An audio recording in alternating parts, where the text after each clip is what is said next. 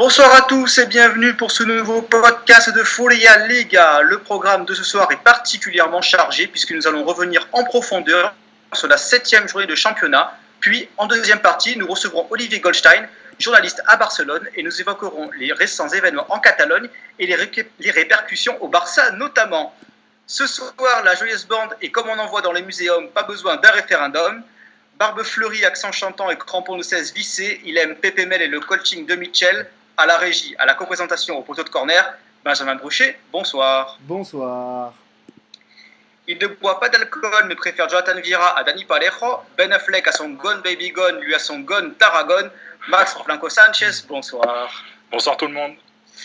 C'est notre Benjamin à l'accent des minimes, l'amour juvénile et la santé d'un senior, celui Arque Vasquez, bonsoir. Bonsoir, je confirme, je suis encore malade. Abu Dhabi. Exactement. On attaque bien en tête avec un match fou. C'était vendredi à Vigo. Le Celta et Girona ont fait match nul 3 partout. Qui a vu le match? Attends. Bah, moi, je me rappelle parce qu'on en a vu un peu. On en a vu un peu. Non, mais c'est ça, en fait, à force de voir tous les matchs les week-ends, tu sais même plus ce que tu as vu. Ouais, c'est trop compliqué. Faut les noter, faut faire des notes maintenant pour qu'on se rappelle bien, quoi. Alors du coup, moi je l'ai vu, c'était diffusé sur Goal en canal ouvert. Il y a eu un premier quart d'heure complètement fou, avec 4 buts, des défenses porte de saloon qui étaient quand même assez éprouvant quand même pour les spectateurs de Balaidos, sous une pluie torrentielle, évidemment, sinon ce ne serait pas la Galice.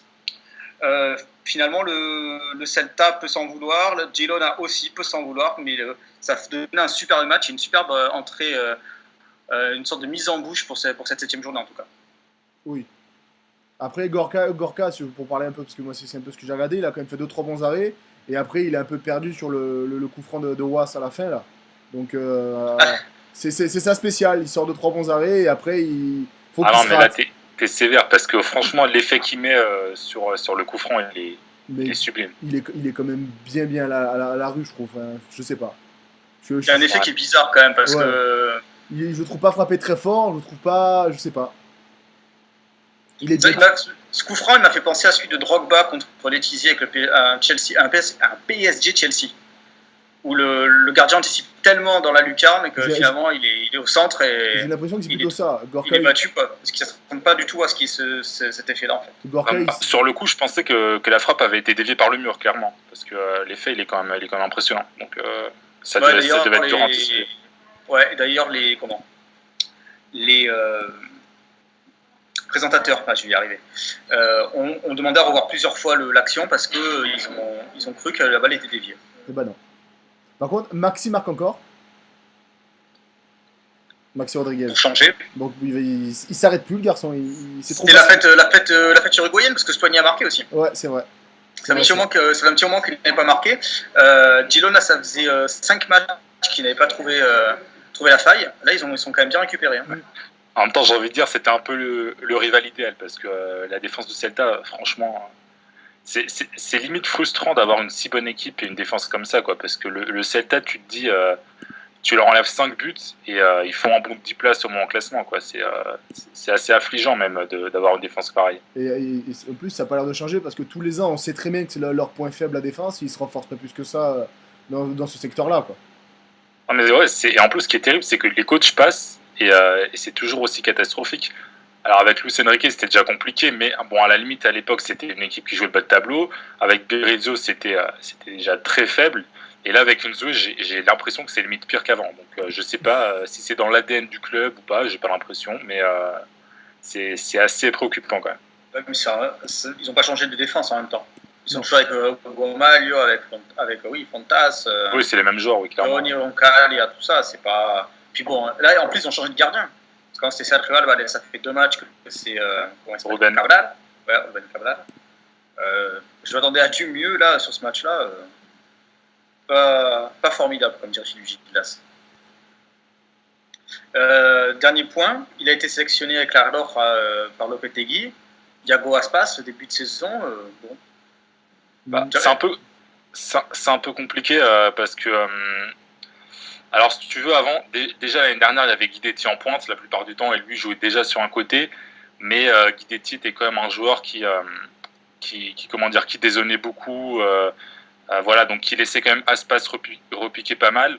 Et là, Maxi Gomez est un vrai joueur, est un vrai attaquant, est un vrai goléador. Donc c'est un peu compliqué pour Aspas de se trouver une place. Mais après, voilà, dans le jeu, pour l'instant, je le trouve plutôt bon. Il participe bien. Il est toujours aussi dangereux sur son côté. Donc voilà, je pense que c'est qu'une question, une question de match avant qu'il trouve enfin la faille. Je pense qu'il ne faut pas se préoccuper outre mesure pour Iago Aspas.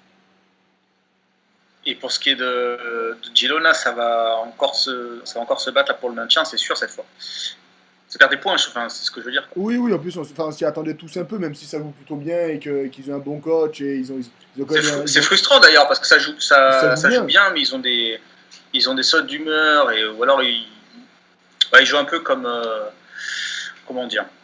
Ils sont sous ils jouent comme des nouveaux quoi. Ouais, voilà. C'est ça, de toute façon, il n'y a pas beaucoup d'expérience dans l'équipe. Ils sont des fois ils sont un peu. Vas-y, Solé. Je disais que le début de saison était quand même prometteur et qu'on pouvait espérer peut-être un peu plus de cette équipe, mais c'est vite redescendu quand même.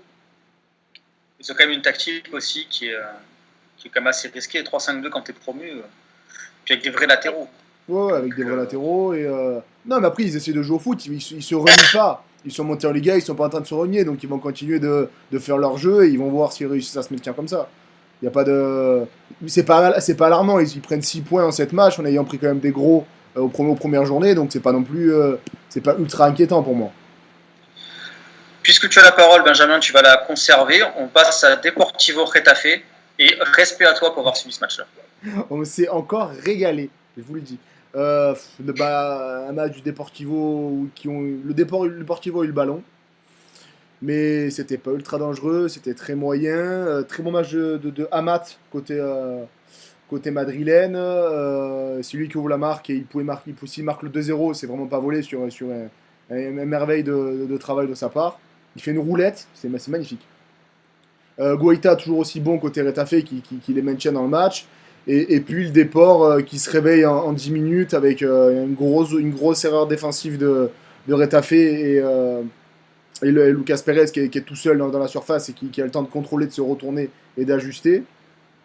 Et après, Andone qui est tout heureux de retrouver le ballon sur le côté, contrôle, frappe et ça fait 2-1 et Pepe Mel assure un peu ses arrières et permet au Depor de prendre 3 points.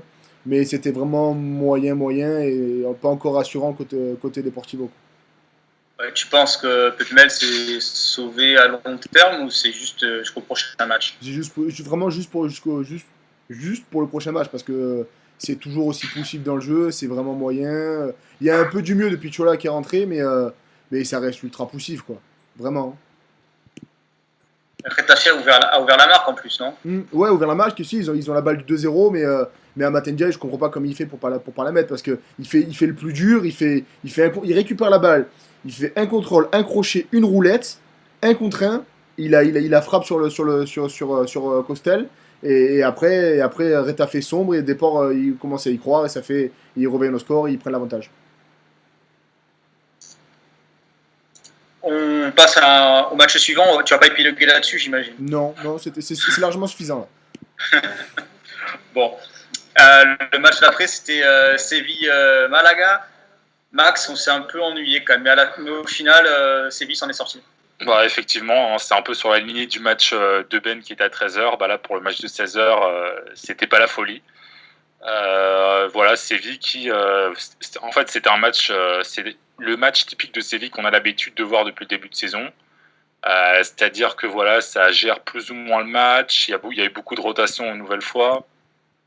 Il n'y a pas énormément d'occasions. Il y a une animation offensive qui est assez morne. Et voilà, après, sur un petit, peut-être pas un coup de génie, mais sur une bonne action de Correa, il y a un péno. Et après, dans la foulée, il y a le deuxième but, œuvre de Muriel, sur une contre-attaque où la défense de Malaga était quand même un peu à la rue. Donc voilà, c'était pas la folie, mais Séville a fait le boulot. Sur ce match-là, je pense que Malaga avait quand même mieux à faire. Parce que là, c'était quand même une attitude assez défensive pour laquelle a opté Mitchell. Et c'était peut-être pas ce qu'il y avait de mieux à faire, parce que finalement, Séville, encore une fois, Séville n'a pas eu énormément d'occasions, mais de l'autre côté, n'a pratiquement pas été inquiété. Voilà, Diego Roland, par exemple, avait été excellent contre l'Athletic. Là, on l'a beaucoup moins vu parce qu'il n'était pas mis dans les bonnes conditions. Voilà, c'était encore une fois compliqué, mais voilà, moi, je veux surtout noter Séville qui finit encore avec une clean sheet, notamment, qui n'a pas pris de but. Donc voilà, c'est plutôt un match... c'était pas la folie, mais on va dire que Séville a fait le boulot.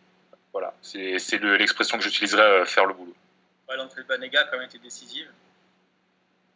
Oui, il y a encore une dépendance. Pour changer. Hein. Il y a encore une dépendance. On sent qu'on a senti tout de suite que quand il est rentré en fin de match, il y a quelque chose qui avait changé. Ça allait de suite plus vite. C'était...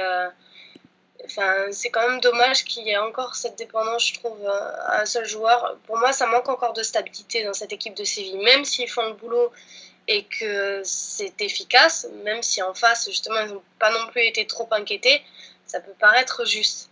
Après, le problème à Séville aussi, là, c'est que j'ai l'impression que les nouveaux, ils sont pas encore tout à fait dans le bain. Navas, il alterne le bon, le moins bien. Nolito, là, en l'occurrence, il est rentré en jeu, mais pareil, il a du mal à se montrer.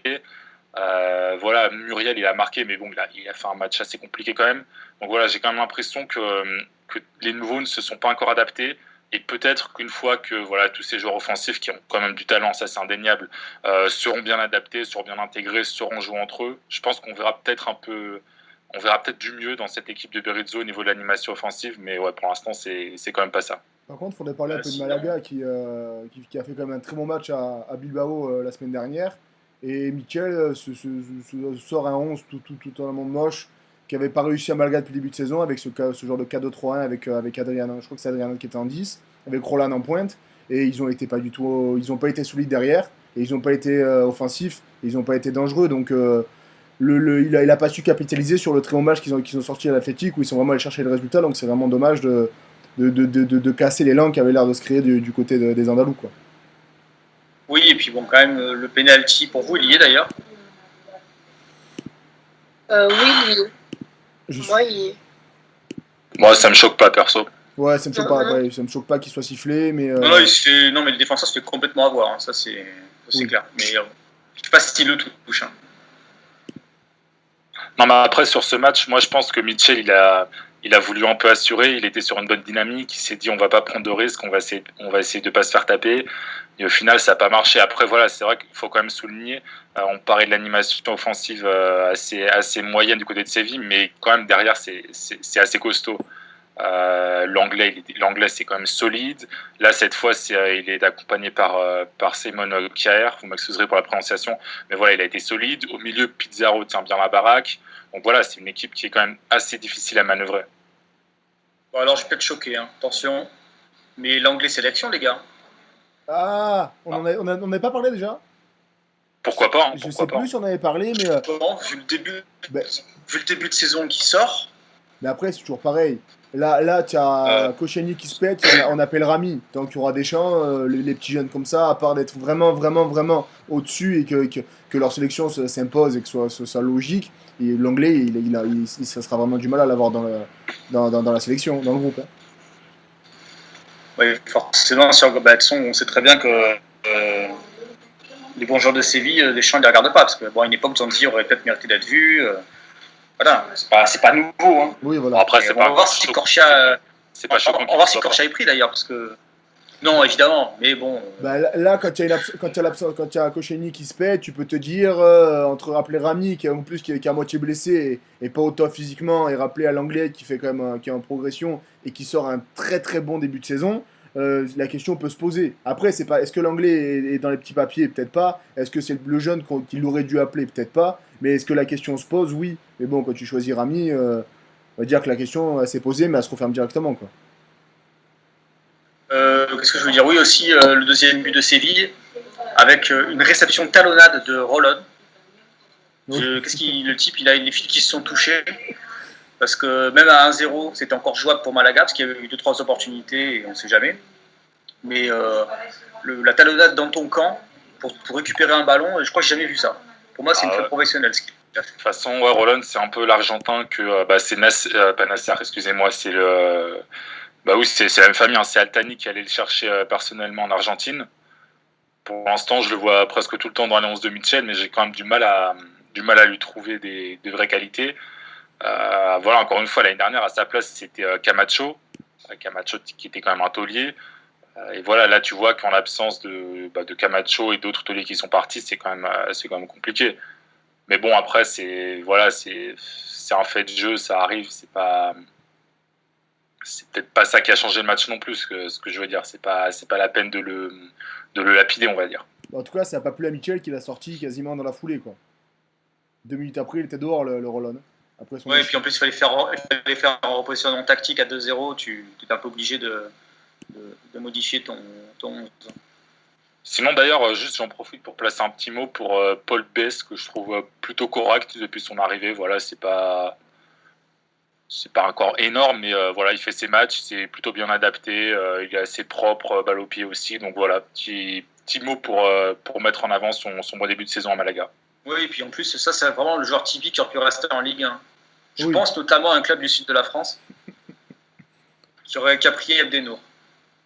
Mais Paul Bess, quand en fin de contrat et qu'aucun club de Ligue 1 n'allait le chercher, bon, ça, il est quand même dans un club qui est en difficulté vu les tauliers qui sont partis, tu l'as dit Max.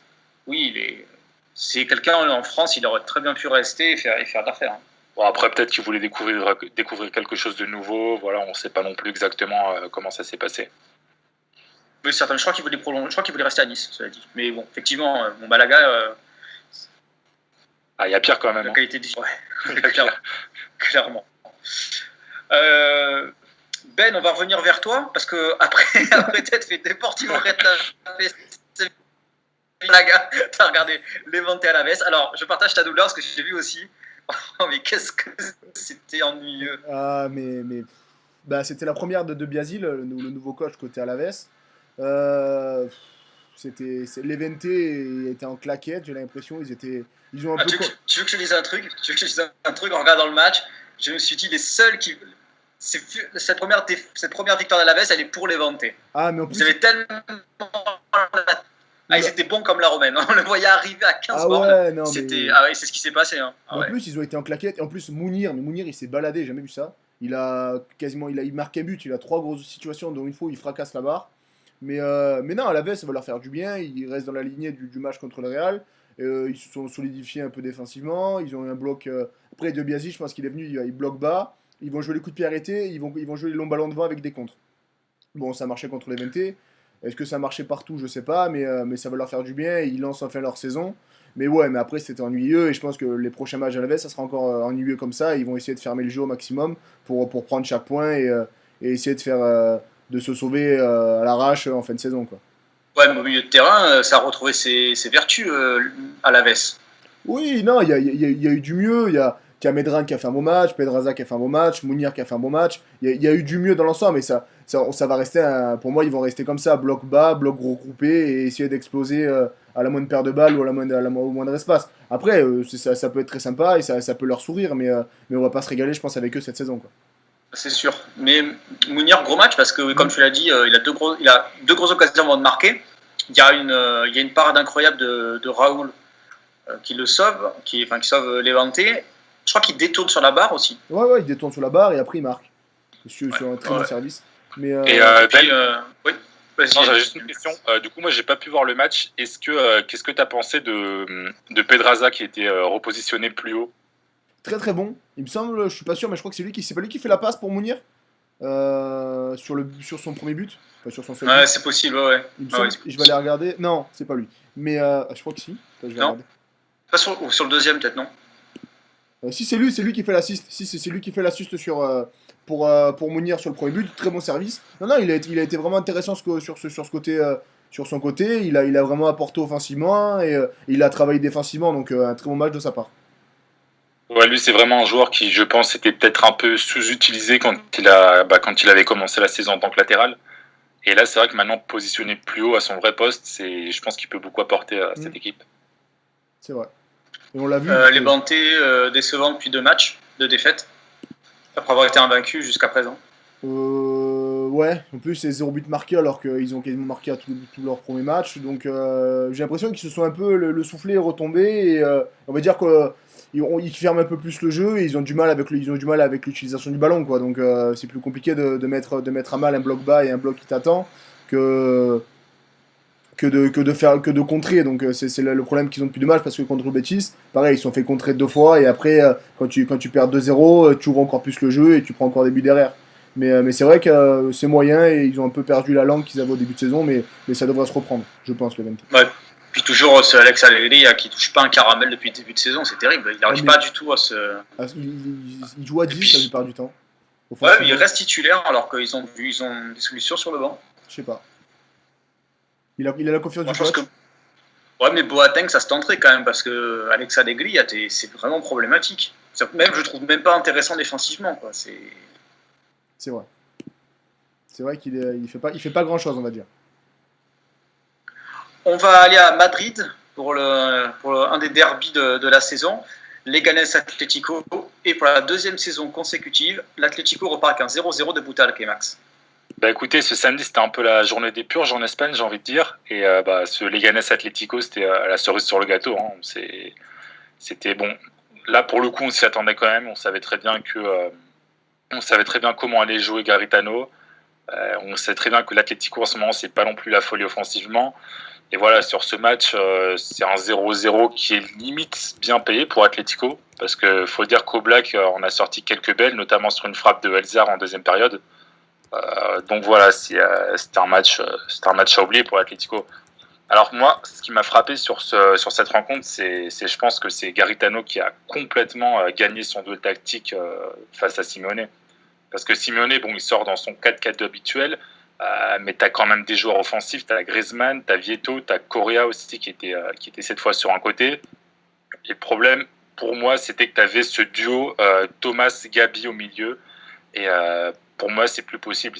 Ça doit être soit l'un, soit l'autre. Parce que quand les deux sont titularisés ensemble, c'est assez limité au niveau de la création, au niveau de la vision, etc. Et les ballons n'arrivent pas devant. Et en face, on avait une équipe en plus de Leganés qui était, comme à son habitude, solide, voilà, qui s'est parfaitement négocié ce genre de match et qui, en deuxième période, a pris l'avantage, encore une fois, grâce à un beau coaching de Garitano, qui a notamment fait entrer Elzar, qui a apporté un peu de folie sur ce match. Donc voilà, c'est plutôt bien payé ce match nul pour Atlético. Et voilà, après, je pense c'est peut-être pas encore la peine de tirer des constats alarmistes ou de vraiment s'inquiéter pour Atlético, mais voilà, on a vu quand même certaines limites. Oui, puis Gabi, ça sent un peu le roussi là, pour lui cette saison. Il a parlé avec Simeone, enfin en tout cas c'est ce que El Cholo a dit, parce que ce qui est sûr, on savait déjà qu'il ne ferait pas tous les matchs cette saison, mais quand il joue, il est quand même pas terrible. Hein. Bah voilà, c'est surtout qu'en plus, là tu l'accompagnes encore. Quand c'est Saoul qui l'accompagne ou quand c'est même Koké qui joue à ses côtés, ça va parce que ces deux joueurs sont capables un peu de mettre un peu le feu, voilà, d'avoir cette action qui va briser les lignes, etc. Mais quand tu as Thomas et Gabi, c'est quand même plus compliqué. Et c'est vrai que Simeone, il est quand même face à un petit problème parce que Gabi, c'est le taulier, c'est le capitaine, c'est un mec qui est globalement adoré. Et finalement, si le niveau sportif ne suit plus, est-ce que Simeone va oser le reléguer à un rôle de remplaçant de façon régulière? Ça va être quand même compliqué à négocier. Encore une déception devant Luciano Vieto. Vieto, on a tous envie d'y croire, mais au final... non, moi j'y crois pas, je l'ai toujours dit, donc débrouillez-vous. Moi, je suis persuadé que tu le mets à Valence, par exemple, il cartonne. Enfin bref. Non, mais ça va aller. Non, mais Vieto, ouais, je suis méchant, mais il a eu 150 occasions, là, il remet titulaire. Voilà. Et, en plus, Griezmann, c'est un coup oui, un coup non cette saison, j'ai l'impression. Il a un peu de mal à démarrer son année. Donc, peut-être qu'il y a ça aussi, tu me diras. Non, mais de toute façon, ça, un peu, ces problèmes en attaque, on s'y attendait un peu, voilà, parce qu'on savait que Torres, voilà, il est plus trop dans le coup, que Gamero, bon, c'est quand même, c'est un bon attaquant, mais c'est pas un crack. Donc, on savait très bien avant le début de la saison que l'Atlético allait avoir du mal à marquer. Parce que finalement, quand tu regardes le seul joueur offensif qui garantit un certain nombre de buts, compte tenu du niveau actuel, c'est Griezmann. Voilà, donc on savait très bien, c'est pas une surprise et tout le monde, voilà, quand Diego Costa va arriver, je pense que ça va radicalement changer. On passe au dimanche, match du dimanche, avec la petite sucrerie, la petite folie du dimanche midi. Real Sociedad, Betis. Soledad, on t'a pas beaucoup entendu. Je suis dans le jus aujourd'hui, notamment à mon nez bouché, à ma gorge totalement prise, mais ça va aller. C'était le match, vu l'horaire, on ne s'attendait peut-être pas à un match comme ça. Ça a dû surprendre pas mal de monde quand même, mais vu le contexte de ce dimanche, ça a pu faire du bien, franchement, de voir du beau jeu. Bon, du côté du Betis, on retrouve ce jeu qu'ils ont depuis le début de la saison, assez patient, qui cherche les failles de ses adversaires, assez solide malgré tout, même si parfois trop passif en défense. Là, pour s'en prendre 4 quand même, il y avait des problèmes derrière. Mais ce qui a fait le jeu du Betis, c'est ses individualités et ses énormes joueurs comme Sanabria, Guardado ou encore Sergio León qui ont vraiment élevé ce match à un très haut niveau. Guardado, par exemple, c'est quand même 6 passes D, je crois, en 7 matchs. C'est assez énorme. On va se retrouver avec des stats assez stratosphériques, à mon avis, à son sujet d'ici la fin de saison. Et Sanabria, il a un vrai style de buteur. Franchement, c'est très agréable à regarder. Et je pense que là, c'est devant cette équipe quand même du Betis, ça vaut le coup d'œil. Et du côté de la Real Sociedad, le principal problème, c'est la défense. C'est un peu une passoire. Et du côté des flops, moi, je trouve que Rouli non plus était pas au niveau. Pareil, il y a des individualités à cette équipe du Real Sociedad qui ont fait que ça a marché. Bon, du spectacle entre les deux équipes, mais un gros flop en défense des deux côtés. C'était vraiment des passoires. Il y a un joueur que tu n'as pas cité. Joaquin. Ah oui. L'éternel. Joaquin Sélection, il doit revenir. Il doit revenir. Si Jonathan Vieira, avec le début de saison de Las Palmas, arrive en sélection, en plus, franchement, Joaquin en sélection. Et attention à ce que tu dis quand même. Qu'est-ce qu'on rigolerait. Mais franchement, ces matchs-là, on sait très bien que l'Albanie-Israël, l'Espagne va se qualifier. Mais qu'est-ce qu'on rigolerait.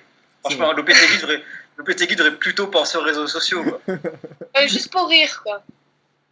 Ouais, pour un peu jouer au ballon, parce que Rouli, le ballon, il sait toujours pas où il est passé sur le 1 contre 1. Mais Rouli, par contre, moi, franchement, je suis vraiment pas fan de ce gardien, Rouli. Rouli, au bout de 15 secondes, il a une relance au pied. Ah non, mais je trouve que j'ai pensé à Max, parce que Max déteste Rouli. Mais franchement, j'arrive. Après, la Sociedad, ça commence à. On va se composer quand même des bonnes questions, parce que c'est 16e but encaissé dans 5 matchs. Si on compte le match d'Europa League à Moscou, il me semble. Le Zénith. Au Zénith, à Saint-Pétersbourg. En Russie, donc défensivement, il y a quand même de sacrés problèmes, quoi. Parce qu'en plus, là, sur ce match-là, ils ont joué le coup à fond en appliquant le match que voulait faire le Betis. En gros, c'était du roi football et on balance devant et on essaie de s'engouffrer dans les espaces. Mais en prendre encore 4, ça fait ils en ont pris 10 à domicile en 3 matchs, il me semble. Ouais, c'est ça, je crois. Ouais, c'est ça. Ça commence à faire quand même. Hein. Le problème, c'est que la Real Sociedad, c'est une équipe qui est conçue pour contrôler la rencontre. Et dès qu'ils ont plus le ballon, ils sont paumés, quoi. Ils savent pas comment se placer, ils savent pas comment réagir. Et forcément, ça prend au derrière. Et Rouli, pour moi, c'est alors je vais peut-être me faire incendier, mais c'est peut-être le gardien le plus surcoté du championnat, quoi. Parce que c'est typiquement le gardien qui va te sortir 2 ou 3 arrêts réflexes de temps en temps. Surtout qu'en plus, pour le coup, il a toujours globalement été assez bon face au gros. Il a toujours été assez bon face au Real Madrid, face au Barça. Mais derrière, il te fait un nombre de boulettes. Pareil, en Europa League, il a été catastrophique. Après, voilà, c'est pas uniquement de sa faute, hein, les soucis défensifs de la Real Sociedad. Mais on va dire qu'il aide pas le bonhomme. Oui, non, c'est vrai. Vas-y, je t'en prie, excuse-moi. Il est vraiment pas au niveau. Vas-y, continue. Non, je voudrais juste parler de 2 joueurs, un de chaque côté, pour terminer sur ce match. Odriozola, là, qui est le latéral droit qui vient d'être sélectionné pour la première fois avec la Roja, et Fabian, du côté du Betis. Lui, je l'adore. Vraiment, ce joueur-là, il est monstrueux. De toute façon, on sait très bien que Sétienne est un entraîneur qui aime faire jouer les jeunes, qui aime les faire monter. Et forcément, il suffit que le gamin il a un minimum de talent, il a un minimum de ballon, et dans une équipe comme ça, il va s'épanouir, c'est sûr. Il y a Francis aussi côté Betis qui est assez intéressant, qu'il va falloir suivre dans les mois à venir. Donc voilà, et Odriozola, c'est tout à fait mérité. Hein. Je pense que c'est peut-être le meilleur latéral droit de Liga en ce moment, sur la forme actuelle, je parle. Donc voilà, pour moi, c'est un choix totalement logique. Et d'ailleurs, je remercie Lopetegui vraiment d'avoir pris Odriozola et de ne pas avoir pris ce tout droit des Hector Bellerin, qu'on avait notamment vu plusieurs fois par le passé. Odriozola, il a fait un match de mutant hier. D'ailleurs, les commentateurs de Liga TV, ils n'en revenaient pas. Il a un moteur dans les pieds, c'est pas possible. Il s'est pris un panneau de publicité, il a posé un pansement, il est revenu, il est reparti comme un fou. Mais en plus, c'est peut-être le côté droit peut-être le plus fort de Liga. Enfin, un des plus forts, parce qu'il y a Odriozola et Oyarzabal quand tu es défenseur, tu dois pas te marrer quand même. Si tu tapes 1h30 d'aller-retour comme ça. C'est costaud, ouais. C'est compliqué, oui. Et Odriozola, d'ailleurs, parce qu'on m'a posé des questions sur Twitter à son propos, oui, il est suivi de très près par le Real Madrid et par le Barça. Je l'avais déjà dit, je crois, mais je le répète, et je crois même qu'il était même plus proche du Barça que du Real. Bon, maintenant avec Semedo, ça va être un peu plus difficile pour lui d'y aller. Quoique non, parce que vu quand même la fébrilité du côté droit encore du Barça, ça peut être une option.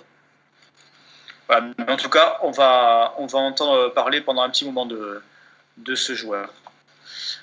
Ensuite, il y a eu 2 matchs en même temps. En fait, parce qu'on va. Je sais, il me manque un match, on en parlera tout à l'heure dans la deuxième partie, avec une équipe, je ne sais pas si vous la connaissez, c'est le FC Barcelone. Bref, on en parlera tout à l'heure.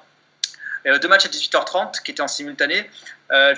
Villarreal, Eibar et Valencia Athletic. On commence par Villarreal, Eibar, triplé de Bakambu, Benjamin. Ah, Bakambu, 3 étoiles. Et encore, il y a eu encore 2-3 situations dans la foulée, donc vraiment. Il est pas loin d'en mettre qu'un 4e. Ouais. Ah ouais, non, mais vraiment 3 étoiles. Alors, on va parler de Villarreal, mais je vais faire un petit aparté sur Eibar. Eibar, on va pas dire que c'est inquiétant parce qu'on sait qu'il y a des ressources et il y a quand même un style de jeu, mais on commence à poser des petites questions parce que ça lance toujours pas la saison, ça patine vraiment, on a du mal à retrouver la solidité, il n'y a pas vraiment le jeu. Ce début de saison, il va vraiment être inquiétant avec une équipe qu'on aurait pu croire qui aurait pu se mêler à une 8e, 10e place ou même une 7e si tout se passait bien et en gros gérer le maintien facilement. Là, ils vont devoir batailler, ils vont devoir cravacher pour récupérer le rythme et pas paniquer toute la saison. Donc ils peuvent faire une saison un peu galère. Et pour revenir sur Villarreal, on a eu un petit changement de système avec un 4-3-2-1, il me semble. C'est ça. 4-3-1-2. 4-3-1-2. Et franchement, on est retrouvé un peu à ce qu'avait réussi à Villarreal avec une grosse verticalité, vraiment une recherche de vite aller vers l'avant et de se projeter avec le ballon. Donc c'était vraiment un très bon but, vraiment un très bon match de leur part et vraiment dans le contenu, ça c'était vraiment très intéressant. Ouais, on va rappeler que Flan Escribá a été licencié la semaine dernière et que c'est Calleja qui était l'entraîneur de la B qui a pris sa suite. Et effectivement, pour ceux que ça intéresse, le deuxième but de Villarreal, c'est un but le terrain est remonté en 4 passes. Et ça finit au fond, avec notamment il y a eu de très bons matchs de Rodri et Fornals au milieu. Et Sanson est peut-être le bon complément de Bakambu. Et Baka est allé sur le banc et il pourrait bien y rester parce que Bakambu, c'est 5 buts depuis le début de saison. Oui. Après, on peut aussi se dire que Bakambu est quand même un buteur cyclique. Donc il va avoir son coup de moins bien. Et donc si Baka est au niveau, et il va pouvoir encore avoir des matchs et relancer un peu ce duel entre les deux. Mais pour l'instant, Bakambu a pris un peu d'avance. C'est toi, Max, qui adore Rodri. Ouais, c'est un crack, j'ai toujours dit. Non, c'est vraiment, pour moi, je pense que c'est la relève de Busquets en équipe nationale. Parce que c'est la classe, c'est propre, c'est technique, ça travaille beaucoup défensivement. Voilà, c'est un joueur hyper complet. Et bon, je m'enflamme peut-être en parlant de relève de Busquets, mais c'est un milieu de terrain dont on va entendre parler beaucoup dans les années à venir. Et j'en profitais, justement, j'avais une petite question pour Ben, parce que du coup, moi, j'étais sur le match de Valence. Calleja avait notamment été présenté comme un entraîneur qui voulait plus miser sur le contrôle du ballon, sur la possession, etc. Est-ce que tu as senti un peu ça sur ce match ou pas du tout? Alors moi, ce que j'ai senti, c'est plutôt Eibar qui ne voulait pas vraiment du ballon, que plutôt Villarreal qui a cherché à l'avoir. Mais parce que même sur les buts, ça vient pas d'une phase de possession basse avec on tourne le ballon et on essaie de progresser palier par palier. Les 3 buts, c'est vraiment une vraie volonté d'attaquer rapidement avec des ballons qui vont vite vers l'avant et vraiment trouver vite Bakambu et en position de frappe.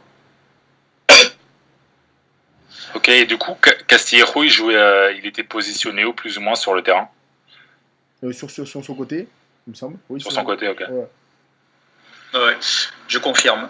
Qu'est-ce que je veux dire? Oui, Eibar est assez dans une situation problématique. On a appris que Flanrico sera absent encore 6 mois. Donc déjà, ça fait un bon joueur de ballon en moins.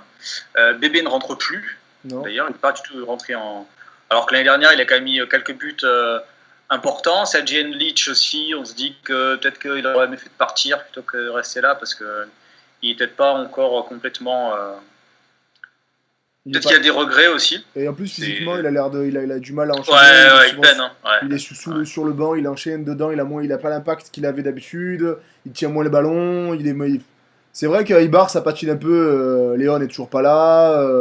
Ça a du mal un peu à. Ça ronronne et ça a du mal à retrouver ce qui faisait leur force la saison dernière. Ouais, donc là, c'est un peu. Ça va vraiment se battre pour le maintien là aussi. Ça fait quand même de très gros clients pour le maintien. Parce que Dillon, ça joue au ballon. Eibar, quand ça a envie de jouer au ballon, c'est pas mal. Si tu mets Retafe dedans, si tu mets Malaga. Retafe, Malaga, s'ils ont envie de jouer aussi, ouais. Non, il va y avoir un sacré combat. Ouais, ça va être saignant. On va passer au plus haut match de cette semaine. Valencia Athletic. Max, tu as vu le match, moi j'étais au stade, donc on va comparer un peu toi devant l'écran et moi au stade. Bah écoute, moi sur ce que j'ai vu sur ce match de Valence, c'était plus ou moins ce à quoi je m'attendais. On va dire que la grosse nouveauté, c'était Soler qui était habituellement sur l'aile droite dernièrement, qui était cette fois dans l'axe pour remplacer la blessure la suspension de Kondogbia. Donc voilà, c'était peut-être un peu plus léger au milieu, on va dire, dans l'impact. Mais voilà, j'ai trouvé que ça a plutôt bien tenu la route. Mais finalement, Valence, il n'y a pas eu de surprise. C'était vraiment ce qu'on attendait. C'est plus sur l'Athletic où je pense qu'il y a des choses à dire parce que c'était catastrophique, encore une fois. Franchement, en plus, moi je trouvais que ça avait plutôt bien commencé la saison, mais là tu reviens 5 mois en arrière, tu compares avec ce que faisait Ernesto Valverde, c'est quand même préoccupant. Si Ganda il peut pas nous mettre ce double pivot San José Iturraspe, je suis désolé, ça ne joue pas au ballon, c'est le néant. On savait très bien que sans Mouniaïn ils allaient souffrir, et là c'est vraiment compliqué. Sur ce match, t'as Williams qui marque. C'est vraiment compliqué. Il y a pas. Non, excusez-moi, pardon, Williams qui marque. C'est Aduriz. C'est Aduriz. Voilà, je voulais parler de l'action d'Aduriz qui sort un peu son contrôle de son chapeau. Mais voilà, t'as quand même pas grand-chose à te mettre sous la dent. Dans le jeu, c'est vraiment compliqué. En fait. J'arrive pas à distinguer un plan de jeu. Je ne sais pas ce que Siganda veut faire. Je ne comprends pas pourquoi Beñat n'est pas sur le terrain, parce que Beñat, même quand il est moins bien, tu sais très bien qu'il peut te lâcher cette passe laser, il peut faire la différence sur coup de pied arrêté. C'est un joueur qui a quand même beaucoup de qualité et de ressources. Et là, je ne comprends pas ce que cherche à faire l'Athletic. Oui, c'est vrai que normalement, quand Mouniaï ne jouait pas, quand il était sur le banc, dans le 4-2-3-1, c'est... Dans l'axe, c'est Raúl Garcia qui est titulaire. Et cette fois, ça n'a pas été le cas. Iñaki Williams s'est retrouvé en position d'attaquant. Ça n'a pas trop marché, parce que même il est sorti en cours de match. Donc voilà. Même San José est sorti à la mi-temps. Alors moi, depuis le stade, les 25 premières minutes, Valence vraiment pas terrible. Pas dans le rythme, j'ai pas aimé ce que j'ai vu. Bon, Kondogbia était absent, et donc comme tu l'as dit, Carlos Soler avait repris sa place dans l'axe à côté de Palejo, et sur les côtés à droite il y avait Guedes, et à gauche il y avait Andrés Pereira. Pereira il est intéressant, mais des fois il faudrait qu'il réfléchisse un peu plus quand il joue, parce qu'il a beaucoup de qualité, mais il rate des choses qu'il ne voit pas. Gabriel Paulista complètement aux fraises. Bon, alors un truc, vraiment, des passes en retrait ratés, défensivement... Pas dans le coup. Bon, après, effectivement, tu as Zaza qui a marqué le premier but et il a fait beaucoup de bien. Kepa qui Est-ce qu'il doit se faire expulser ou pas, parce qu'il arrive quand même assez haut et il bouscule Rodrigo. En tout cas, Palermo a marqué sans trop trembler. Kepa qui s'est troué aussi sur le troisième but. C'était pas son match. Parce que te faire bouffer de la tête quand t'es gardien de but, que t'es Kepa, que t'es quand même grand, tu te fais bouffer de la tête par Rodrigo Moreno, a eu plein de confiance depuis qu'il a été appelé en sélection. Dans ce 4-4-2 là, il est vraiment pas mal. Guedes, je trouve un peu en retrait, mais il est capable de faire des choses incroyables avec le ballon, même dans la protection de balle. Vraiment, il est vraiment très très fort. Valence ne va pas pouvoir le garder plus d'une saison. Et déjà, la presse a dit il faut profiter parce que lui, il va repartir au PSG, c'est une certitude. Voilà, après, c'était un peu bizarre parce que tu mènes 2-0, 3-1, et tu trouves quand même le moyen d'avoir peur le dernier quart d'heure avec ce but de Raúl Garcia. Moi, depuis les tribunes, je me suis dit heureusement qu'Adoris n'était pas titulaire. Et j'ai pas compris pourquoi Segunda n'est pas titulaire à Adoris sur un match comme ça. Parce qu'il marque très régulièrement contre Valence. Je me rappelle d'un match, c'est lui qui qualifie l'Athletic en quart de finale de la Coupe d'Europe il y a 2 ans, à Mestalla d'ailleurs. Là, il marque, il sort le geste qui sort, j'étais à l'opposé moi. Mais on l'a vu, tout le stade l'a vu en slow motion, quoi. Quel geste, ce contrôle où il s'emmène le ballon. Bon, voilà, c'est. Là, il vient d'être appelé. Alors, en revanche, moi, je ne l'aurais pas appelé en sélection. Alors, je pense qu'il fait partie du passé. Ouais, il a souvent du mal en plus en sélection. Ouais, je pense que. Moi, j'aurais mis un Sergio Leone, par exemple. Voilà. J'aurais pris vraiment quelqu'un de nouveau. Bon, peut-être qu'après, Lopetegui, il a envie d'assurer la qualif avec des gens qui étaient déjà là. Moi, c'est pas une politique que j'aime, quoi. C'est pas une prime à l'ancienneté, Adoris, c'est quand même un gros début de saison, hein, donc c'est pas immérité, mais bon, c'est pas celui que j'aurais pris. Mais quel sens du but il a, quoi. C'est incroyable.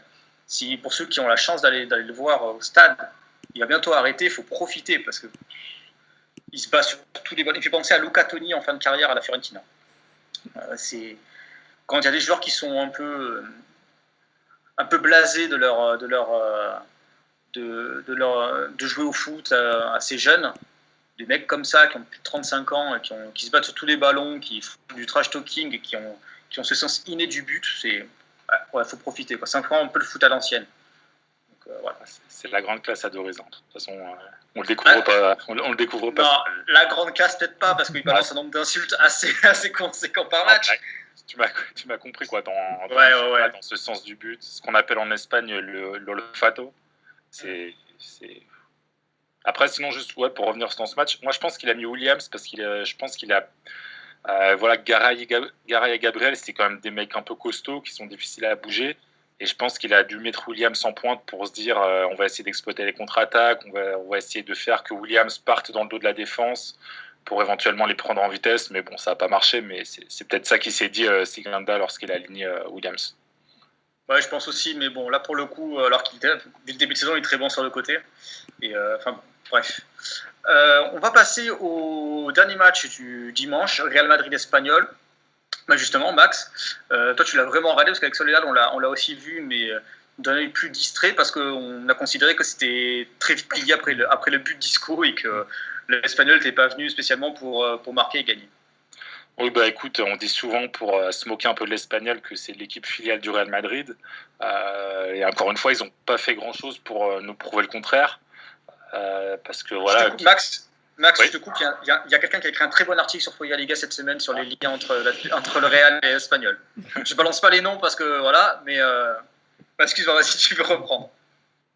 Allez le lire, du coup, j'en profite, allez lire l'article de François Miguel, voilà, je dénonce.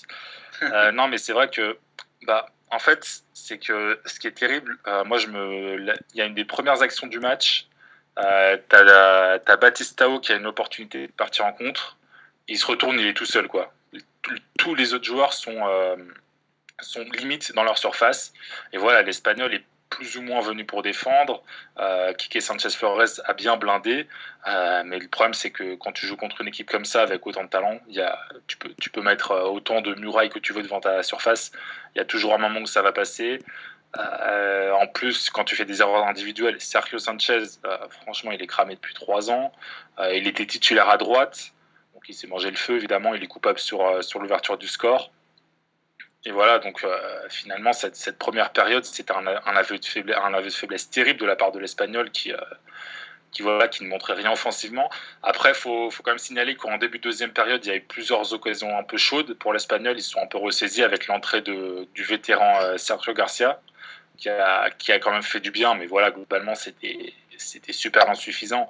Et tout le bien qu'on a dit de l'Espagnol ces dernières semaines, depuis l'arrivée de Darder notamment, qui était plutôt bon jusqu'ici, j'ai un peu envie de dire que ça s'est évaporé sur ce match, quoi, parce que voilà, tu peux faire un mauvais match, tu peux te faire manger, c'est le Real Madrid en face, t'es chez eux, mais voilà, dans les intentions, dans l'attitude, Darder il perd son ballon sur le deuxième but d'Isco, il perd son ballon et derrière t'as limite personne qui revient défendre, quoi. C'est encore une fois, c'est plus que dans le contenu, c'est vraiment les intentions, l'attitude des joueurs de l'Espagnol qui moi m'a un peu gêné. Bah, son but, ils font un peu le match qu'ils ont fait contre le Barça, quoi, au Camp Nou.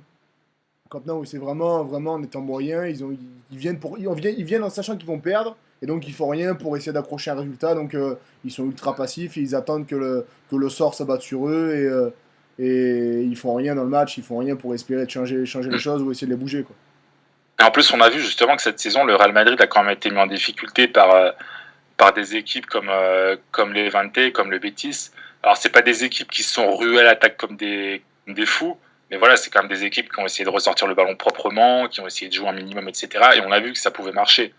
Donc voilà, là, c'est pour moi, cette défaite, encore une fois, c'est le Real Madrid en face, il faut relativiser, mais Quique Sanchez-Flores a une part assez importante de responsabilité dans cette défaite. On va parler un peu du... Pardon, vas-y, Solé.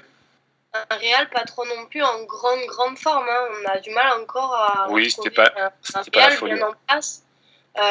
J'ai trouvé Asensio même un peu juste.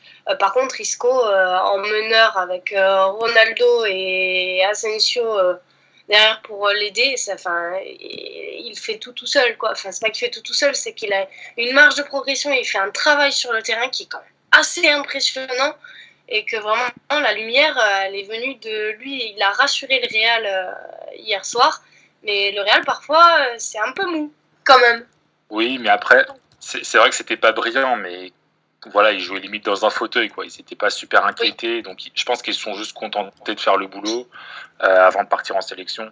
Voilà, sur ce match, finalement, pour moi, la principale attraction, on va dire, en dehors de Isco qui a vraiment été bon, c'était Achraf. C'était un peu voir comment ce petit jeune pouvait se comporter, et je pense qu'il a plutôt bien répondu aux attentes. Il a été tout à fait correct dans le plan défensif.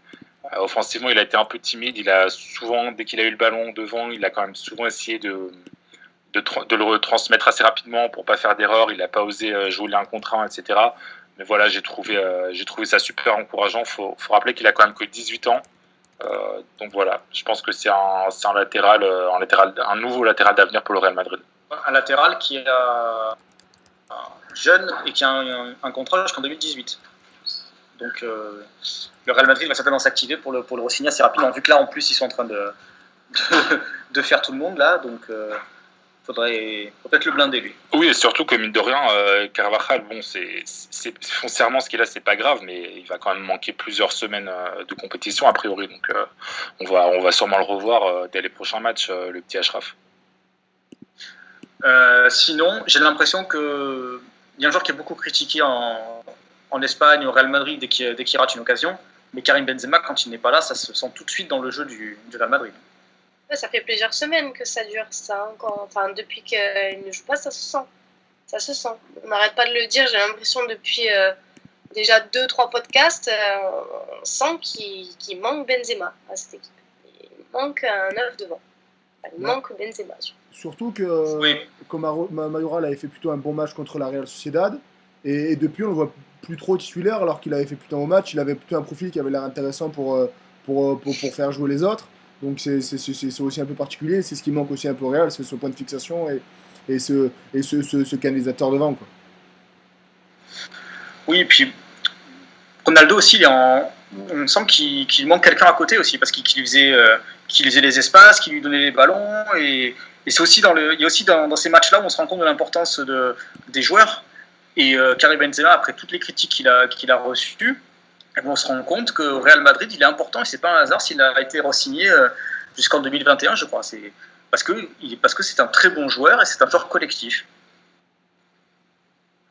Ah oui, Après, globalement, juste pour terminer, peut-être, c'est ce qui manque au Real Madrid depuis le début de saison.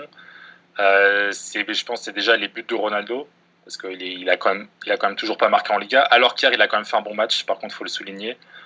C'est lui qui délivre la belle passe décisive pour Isco sur le premier but, notamment. Donc voilà, Ronaldo a fait un bon match. Mais forcément, quand un mec te plante 35 buts par saison, quand la saison d'après, il a beaucoup de mal à marquer, c'est quand même plus compliqué. Et encore une fois, cet éternel problème du numéro 9 remplaçant, quoi, je pense vraiment que le Real Madrid va se bouger cet hiver pour recruter un nouvel attaquant. Ce ne sera pas quelqu'un de classe mondiale, ce ne sera pas un top player, mais je pense qu'il y a quand même besoin d'un attaquant en sortie de banc. Et puis Isco, le doublé, voilà, c'est plus que jamais, il s'impose dans cette équipe. Et depuis un an, quasiment un an, il marche sur l'eau. C'est vraiment le Isco qu'on attendait et qui n'arrive jamais, quoi. Et ça te fait un peu mal de le dire. Hein. Non, franchement. Une pointe d'aigreur.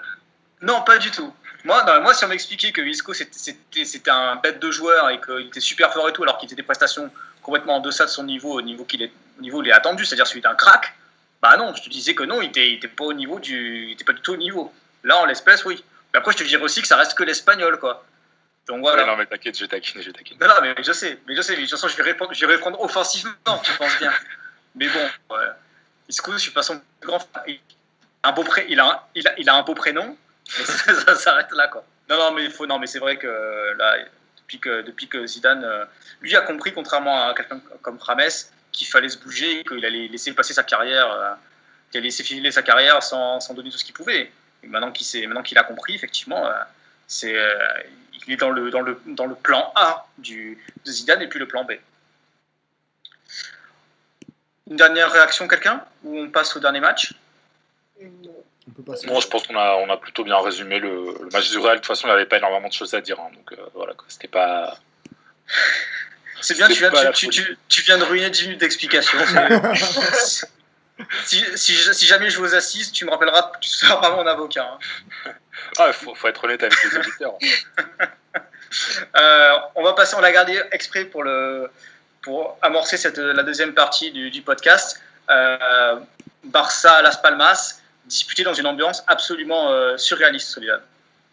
Alors oui, avant de laisser place à notre invité Olivier Goldstein, on va revenir un peu sur ce match, donc avec un contexte particulier, donc un match assez particulier, joué à huis clos vu la situation qu'il y avait en Catalogne due au référendum et à ce qui s'est passé, donc les violences qu'il y a eu dans les rues, mais pas que, bon ça on y reviendra après. Donc on a vu que le Barça quand même en première période était quand même assez, pas affecté, mais on a senti qu'ils avaient du mal quand même à rentrer dans leur match, même si Messi comme d'habitude c'est lui qui a su apporter tout le danger à cette équipe dès le début, mais on a senti quand même que Las Palmas était beaucoup plus en place, organisé. Il y avait quand même un gros pressing et un Cailleri qui aurait dû, je pense, marquer en première période parce que vraiment il s'est procuré de très belles occasions. Bon, une première période pas folichonne, mais une deuxième là, ça commençait un peu plus à s'amuser. Bon, il y a eu les sorties de Paulinho et d'Alex Vidal, avec les entrées de Rakitic et Iniesta, qui, je trouve, ont fait quand même la différence. Donc, très vite, Las Palmas, ils n'ont plus vu le ballon. Messi et Suarez, ils sont bien coordonnés. Il y avait un peu plus de mouvement, de cohésion, ce qu'il n'y avait pas en première période. Il y avait une belle complicité aussi et une solide connexion à exploiter, je trouve, entre Denis Suarez et Messi. Denis Suarez qui vraiment, s'il avait plus de temps de jeu, ça pourrait vraiment donner quelque chose parce qu'il apporte une certaine créativité, une vitesse supplémentaire au jeu du Barça. Il est vraiment très intéressant. Je trouve qu'à chaque fois qu'il rentre, même si parfois ça peut être limite dans ses passes, il apporte quelque chose et vraiment avec Messi c'est quelque chose que Valverde devrait exploiter davantage. Bon, globalement le Barça continue à se montrer solide et n'est pas prêt de lâcher la tête du classement, quoi. pour, pour rebondir sur Denis Suarez, c'est vrai qu'il a vraiment été très bon. Mais moi, ce que je trouve, ce que j'aime beaucoup chez lui, c'est qu'il tente, quoi. Il hésite pas à tenter. Parce que Rakitic, par exemple, bon, je vais peut-être être un peu sévère avec lui, mais voilà, bon, les passes latérales, les passes en retrait pour assurer le jeu, c'est sympa. Mais à un moment, quand tu joues face à des équipes qui sont bien organisées, en plus, voilà, faut cette étincelle, faut ces petites passes, faut créer ce décalage. Et Denis Suarez, ça, il arrive à le faire à merveille. Et je pense encore on va le voir un Denis Suarez encore meilleur dans les mois à venir parce que j'ai encore l'impression qu'il n'est pas totalement intégré à cette équipe. C'est vrai qu'il est arrivé de l'année dernière déjà, mais il a pas beaucoup joué. Et je pense qu'au fur et à mesure qu'il va être titulaire, Ernesto Valverde, je pense, va vraiment compter sur lui. Et je pense qu'il va vraiment monter en puissance pendant la saison. Voilà, après, faut voir aussi où le positionner. Parce que si tu restes dans un 4-3-3, dans les gros matchs, du moins, tu sais qu'au milieu, tu as Busquets qui va jouer, qui a une place garantie, ce qui est tout à fait normal. Tu as Iniesta, pareil, qui a sa place garantie au niveau du milieu gauche. Et donc, tu vas te retrouver avec Denis Suarez milieu droit, ce qui n'est peut-être pas la meilleure position pour lui. Sachant que sa meilleure saison à Villarreal, il évolue limite en tant qu'ailier gauche. Donc voilà, mais moi, voilà, c'est vraiment un joueur que j'aime beaucoup. Et c'est même peut-être, bon, en dehors de Messi forcément, c'est peut-être le joueur du Barça qui me procure le plus de plaisir à voir jouer en ce moment.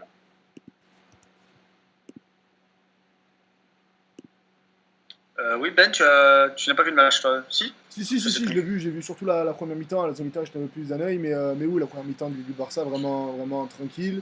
Et après, voilà, Denis Messi, par contre, voilà, une vraie relation qui s'était mise en marche. Et un truc vraiment sympa du Barça. Mais pour revenir un peu plus sur Las Palmas, il y avait eu trois classes d'éclat. Ils ont même pas. Première mi-temps, il me semble que c'est Caleri qui frappe le poteau. Et après, plus rien, quoi. Et après, blackout, et après, ils sont dépassés, ils font plus rien. Et le Barça se régale. Et ils n'ont pas eu vraiment d'adversaire en face, quoi. Pour la première de Paco, c'était moyen, quoi. Après, il y a quand même eu quelques petits points assez intéressants côté Las Palmas. En première période, ils ont quand même réussi à se procurer quelques occasions. Je trouve que Tanan a été assez bon. Je ne sais pas ce que vous en avez pensé, mais c'est peut-être son meilleur match depuis son arrivée. Tana aussi, j'ai trouvé assez bon. Mais voilà, ce Barça était quand même bien trop fort, à la fois sur le plan collectif, à la fois sur le plan individuel. Moi, je les ai trouvés forts, surtout en première mi-temps, quand le Barça déjouait totalement et ils mettaient même pas d'intensité dans leur jeu, quoi. Parce qu'après, dès que le Barça a commencé à peine à jouer tranquillement, Las Palmas était totalement dépassé. C'est plutôt ça, quand je dis qu'ils n'ont même pas pu le montrer, c'est que quand le Barça a joué un petit peu, ils ont tout de suite été à l'agonie, quoi. Après, on s'y attendait, que ce soit pas non plus une surprise, mais c'est vrai que. Après, voilà, Las Palmas a encore changé de coach, a encore renouvelé quelque chose. C'est un mec en plus qui a pas un super passif en Liga. Donc, le club respire pas la sérénité. Pour une première, pardon. Vas-y, termine. Non, justement, j'allais rebondir sur lui. C'est que bon, faut peut-être pas non plus le lapider directement. C'était sa première, il a dû faire 2-3 entraînements, c'était face au Barça. Donc bon, voilà, moi, ce dont j'ai un peu peur avec Paco Ayestaran, c'est qu'il ne profite pas du potentiel qu'il a. De joueurs comme Tana, comme Vieira, qui sont quand même de sacrés joueurs de ballon. J'ai peur qu'il en profite pas vraiment et qu'il utilise des systèmes peut-être un peu trop défensifs ou qui brident tous les talents dont il a à disposition. Oui, Paco Ayestaran, c'est un ancien préparateur physique, c'est un ancien préparateur physique de Rafa Benitez lors du doublé championnat Coupe de l'UEFA en 2004. Il est ensuite devenu le numéro 1 et il a fait le numéro 1 à Valence et on a ri jeune. Voilà, c'est quand même pas la folie. Dans tous les entraîneurs qui étaient potentiellement disponibles pour rejoindre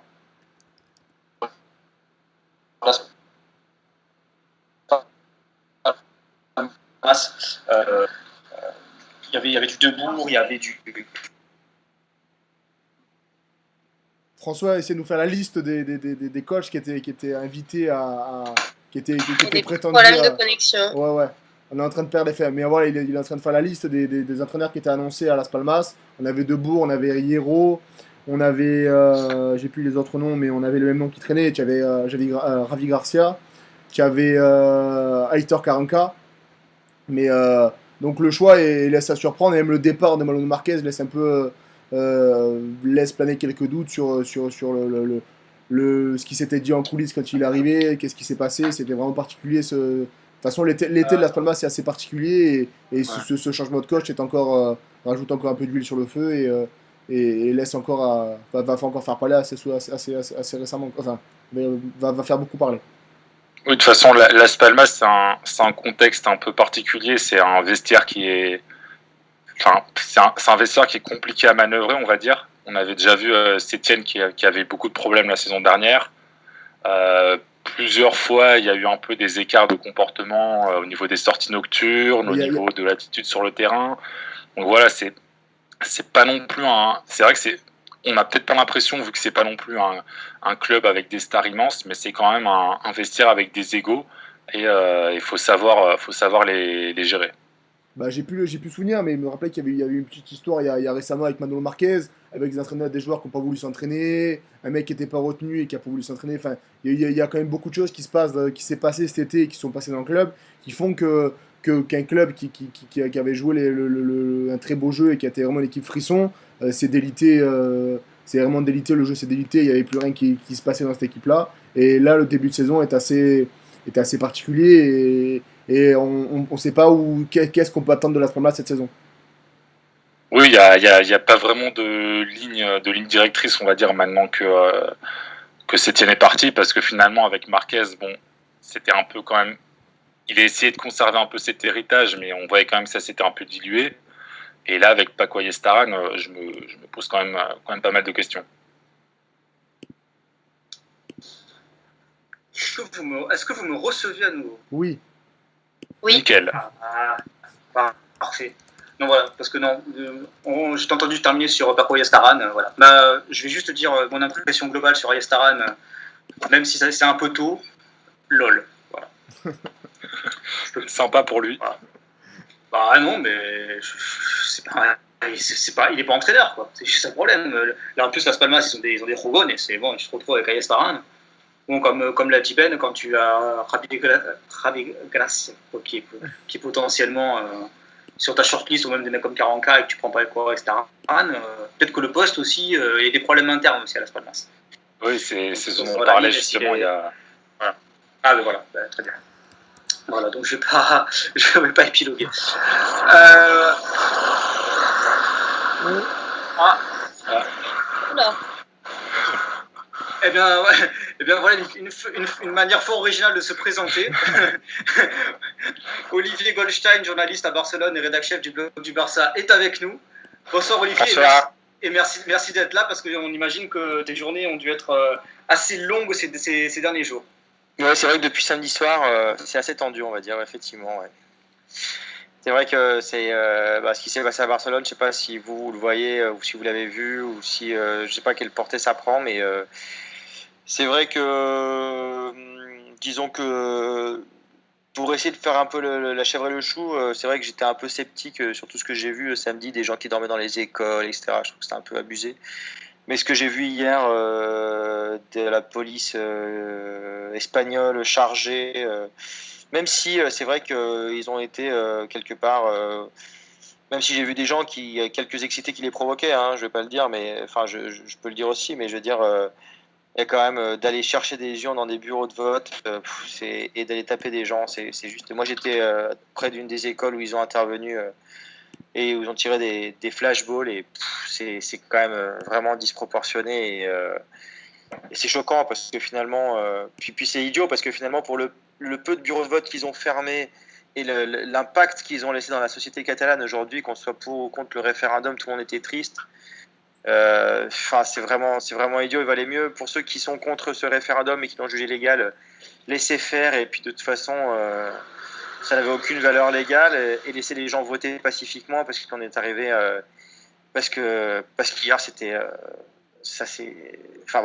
c'était trop quoi. Enfin il y a qu'à voir les vidéos, je veux dire c'était assez voilà, c'est un peu là aujourd'hui c'est un peu la gueule de bois par rapport à tout ça, donc voilà, mais donc merci de m'avoir invité, puis ça me permet un peu moi aussi de vider mon sac et d'en parler, même si j'en ai parlé un peu sur Twitter hier. La décision hier du Barça m'a semblé absolument pas à la hauteur de de l'événement. Je pense que soit on décide de reporter le match, soit on décide de le faire jouer avec le public, même si une heure avant, Seguiment, le groupe de supporters principal du club, dit qu'il y aura envahissement du terrain, mais au moins on laisse les gens s'exprimer. Mais là, ce qu'a fait le Barça, c'est une décision absolument horrible parce que finalement, il décide de jouer à huis clos, ce qui fait qu'il y a un match de foot où on se dit il a cédé à la pression soit de la Liga, soit des joueurs. Mais en même temps, il a le club avec Bartomeu à sa tête qui prône tout le temps la liberté d'expression, qui dit qu'il faut que les gens s'expriment et qui empêche les gens finalement de s'exprimer hier. Parce que finalement, si les supporters du Barça avaient envie d'envahir le terrain hier en signe de protestation de ce qui s'était passé et de le envahir en plus pacifiquement, écoutez, c'était aussi une manière de dire on l'envahit et après on reprend la place en tribune et puis il y a match. Enfin, c'était vraiment et même s'il n'y avait pas eu match, c'était aussi une manière de les laisser s'exprimer. Et je trouve qu'hier, en fait, finalement, il a empêché les supporters de s'exprimer et il n'a pas été à la hauteur. Et où finalement il n'a pas été à la hauteur, s'il était plutôt du côté indépendantiste, des 118 ans d'histoire de ce club, quoi. Avant de revenir complètement au football, est-ce que tu crois que ce référendum avorté est un point de non-retour dans la société catalane ? De toute façon, au contraire, il doit même plutôt être pris comme un point de départ parce que finalement, on s'est bien rendu compte qu'aujourd'hui, il n'y a aucune communication entre les deux parties. Enfin, je veux dire, on voit bien. Et puis, en plus, comme l'Europe dit que de toute façon, c'est une question interne parce que l'Europe ne veut pas prendre parti, ça ne les intéresse pas d'entrer dans ce débat. C'est aux Espagnols et aux Catalans de trouver une solution en discutant ensemble. Donc voilà. Donc ça doit être un point de départ plutôt qu'un point de non-retour parce que aujourd'hui, la société catalane, elle n'est pas prête à l'indépendance. On a beau dire, c'était beau hier de voir 2 millions de personnes qui se déplacent, on sent qu'ils le sentent, etc. Mais finalement, ça reste 2,2 millions de personnes sur 5,3 en possibilité de voter. Donc, on n'est pas dans une. C'est pas comme si 4 millions de personnes y étaient allées et qu'on avait 80% de la société prête à basculer. Là, on est sur du 40%, 45%. Donc, la société est vraiment coupée en deux. Donc, il y a un moment. On est obligé de rétablir des ponts, ou alors sinon jusqu'où on va aller, quoi. Donc voilà. Donc après c'est voir un peu comment est-ce que chacun met de l'eau dans son vin et avance l'un vers l'autre. Voilà. De toute façon, quelque part, si Mariano Rajoy aujourd'hui hier le grand perdant parce que les images ont fait le tour du monde d'une police espagnole qui a tapé sur des gens pacifiques. Puigdemont, le président de la Catalogne, est aussi perdant parce que finalement son référendum a été fait en catimini, il a été reconnu par personne. Les observateurs internationaux, c'était de la blague, c'était des associations qui sont faites, c'est des associations de Bruxelles, mais qui sont créées pour regarder les référendums d'autodétermination, donc qui est déjà en faveur d'autodétermination des peuples, excusez-moi, que ce soit en Écosse, en Kurdistan, etc. Donc il n'y avait ni le PP, ni le PSOE, ni Podemos hier qui étaient en train de visualiser les trucs. Il n'y avait pas d'isoloir, le recomptage, ça a été fait pareil en catimini, même si je ne doute pas d'une seconde de l'honnêteté des gens qui ont dépouillé et qui ont dit que, par exemple, 90% des gens avaient dit oui et 10% des gens avaient dit non. Mais en attendant, c'est pas comme ça que démocratiquement et aux yeux de tous se fait un dépouillement qui est censé à la fin déboucher sur une indépendance. Donc ça reste finalement un référendum qui s'est fait, mais qui n'a pas amené plus de votants qu'il y a 3 ans dans le premier référendum qui avait été fait. Donc finalement, on en est revenu au même niveau qu'il y a 3 ans, c'est-à-dire qu'il y a 2 millions de personnes qui sont déplacées, mais ça ne représente pas l'immense majorité des Catalans. Avant de redonner la parole à une petite camarade, moi je vais dire ce que j'ai vécu à Valence hier, puisque je suis allé à Mestalla, et donc sur le chemin, j'ai vu énormément de drapeaux espagnols aux fenêtres. Est-ce que c'est pas aussi une forme de déclaration d'amour des Espagnols pour la Catalogne ? Est-ce que ça a touché les Catalans, même ceux qui hésiteraient entre voter oui et voter non ? De quoi ? D'avoir des drapeaux espagnols ? Oui, d'avoir le drapeau espagnol et dire la Catalogne est espagnole et... Non. Hier, les gens, ce qu'ils ont retenu ici, c'est que les Espagnols sont venus frapper, quoi. Et pas les Espagnols, l'État espagnol. Que l'État espagnol est venu frapper les gens et c'est de l'incompréhension. Enfin, je veux dire, comme je vous dis, en plus, si on regarde bien les bénéfices pour l'État espagnol d'avoir fermé 100 bureaux de vote sur 2500 par rapport à la colère que ça a engendré. C'était tellement simple de laisser faire ce vote et de dire, de toute façon, il est illégal. Enfin, je veux dire, aux yeux de tous, de toute façon, on sait très bien que c'est pas avec un vote comme ça qu'on peut proclamer une indépendance. Donc, où est le tirer des, enfin, je veux dire, la vidéo qu'a mis Piqué aujourd'hui sur son Twitter, quand il reprend la phrase en plus de Mariano Rajoy qui dit les policiers ont tous agi de manière responsable et que le quart de police s'en va et que il a aucun danger, il y a personne autour de lui à 20 mètres et le policier prend son flashball et commence à armer les gens en face de lui. Enfin, je veux dire, c'est déplorable. Je dis pas qu'ils n'ont pas été à un moment, comme je dis, hein, c'est pas qu'à un moment ils n'ont pas été provoqués ou quoi. On leur a dit. Mais en attendant, le mec il est à 20 mètres et c'est là où il sort son flashball et il tire sur les gens. Enfin, je veux dire, c'est des images comme ça. C'est comme si, en fait, l'Espagne a fait la guerre à l'ancienne, c'est-à-dire que ils ont cru qu'en arrivant avec beaucoup de force et des flashballs, ils pouvaient mater un peuple. Effectivement, ils pouvaient le mater, sauf qu'ils ont oublié qu'aujourd'hui il y avait les réseaux sociaux et qu'aujourd'hui tout le monde avec un téléphone portable peut être quasiment entre guillemets journaliste et sortir des images sensationnelles qui ont fait le tour du monde, quoi. Donc c'est ça qu'ils ont oublié, c'est que le pouvoir des images aujourd'hui fait que le peuple catalan, enfin que les Catalans sont considérés entre guillemets comme des martyrs et tout le monde a oublié que le référendum était illégal. Donc voilà. Donc hier personne s'est soucié de ce qui, franchement hier en Catalogne personne s'est soucié de ce qui s'est passé à Valence, ni à Madrid, ni au Pays Basque, ni rien. Aujourd'hui, hier les gens étaient sur ce qui s'est passé ici. Moi, on va peut-être revenir sur le foot et un peu sur le Barça. Enfin, vous avez parlé du pouvoir des images et de ce qui s'est passé avec les dérives. Est-ce que le Barça n'a pas raté ça de pouvoir peser, eux qui ont toujours été vraiment ouvertement indépendants, est-ce que ne pas de faire jouer ce match, ça les a pas un peu desservis alors qu'ils pouvaient frapper fort et montrer qu'ils étaient vraiment solidaires avec la population et qu'ils voulaient que ce truc-là. Enfin, je sais pas comme tu l'as recommandé. Moi, je répète ce que j'ai dit au début. Hein. Moi, je pense que si c'était pour être le Barça depuis 118 ans, il est aux côtés de la société catalane, plus ouvertement indépendantiste que royaliste, mais plus du côté de la société catalane. Et donc, quand on est du côté de la société catalane, hier, on l'a laissé exprimer. Donc, soit on décide à ce moment-là qu'elle s'exprime dans le stade, comme ça se fait depuis des années avec toutes les histoires qu'il y a eu de l'Estelada, des gens qui chantent Independencia à 17 minutes 17 et 14 secondes, etc. Donc, soit on les laisse exprimer, quitte à ce qu'il y ait un envahissement du terrain pacifique et que les gens disent que pourquoi est-ce qu'ils sont pas contents, etc. Soit le Barça commence à prendre vraiment en position en disant, mais là on l'aurait traité d'indépendantiste en disant le match ne doit pas se jouer. Mais cette décision de jouer dans un stade vide, ça fait que finalement il a interdit à ses supporters de s'exprimer. C'est juste hallucinant. C'est hallucinant. Je veux dire, le Barça hier, Ramon Bessa, qui est une sommité du Barça à Barcelone et qui écrit dans Le País, il a tout résumé. Il a dit hier le Barça le Barça hier est devenu une équipe. Il est plus un club. Il est plus qu'un club. Enfin, je veux dire, de prendre une décision comme ça. Alors demain, bien sûr, ils vont annuler les entraînements. Ils ferment le Camp Nou. Mais enfin, demain c'est trop tard. Je veux dire, c'était pas demain qu'il fallait le faire. C'était hier, quoi. Après, ouais. Et d'ailleurs, Carles Villarrubi. On n'a pas dit Olivier, il me semble. Ouais. Excusez-moi, on était coupé. Carles Villarrubi, le vice-président, il a pris la décision de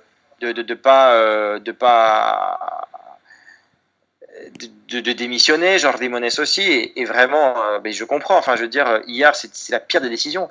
En plus, franchement, qu'est-ce que risquait le Barça ? Perdre 0-3, un match qu'il n'avait pas encore joué, et perdre 3 points, donc il se retrouverait avec 15 points. Imaginez hier si le Barça perd 0-1 contre Las Palmas. Non, mais imaginez.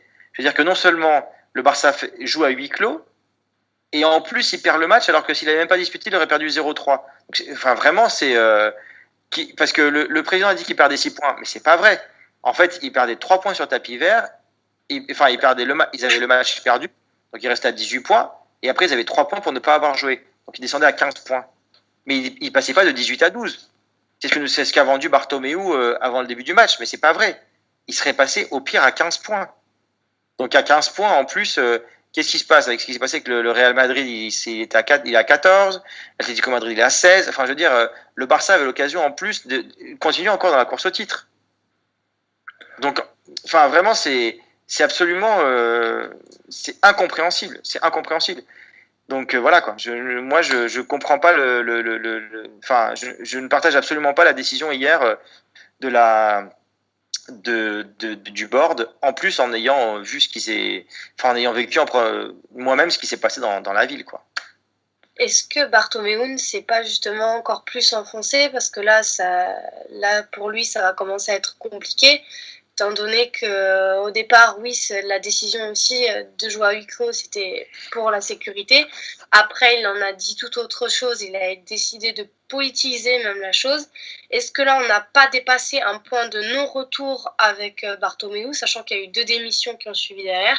Est-ce que là, maintenant, tout va changer au niveau de la direction du Barça? Non, rien va changer du tout, puisque en fait, enfin à mon sens, hein, s'il y avait eu un truc qui aurait pu changer, c'est s'il y avait eu la motion de censure qui était passée. Mais là, la motion de censure, Benedetto a recueilli 12 000 voix, enfin c'est ce qu'il dit, puisqu'on ne les a pas vues, puisqu'il ne les a pas présentées.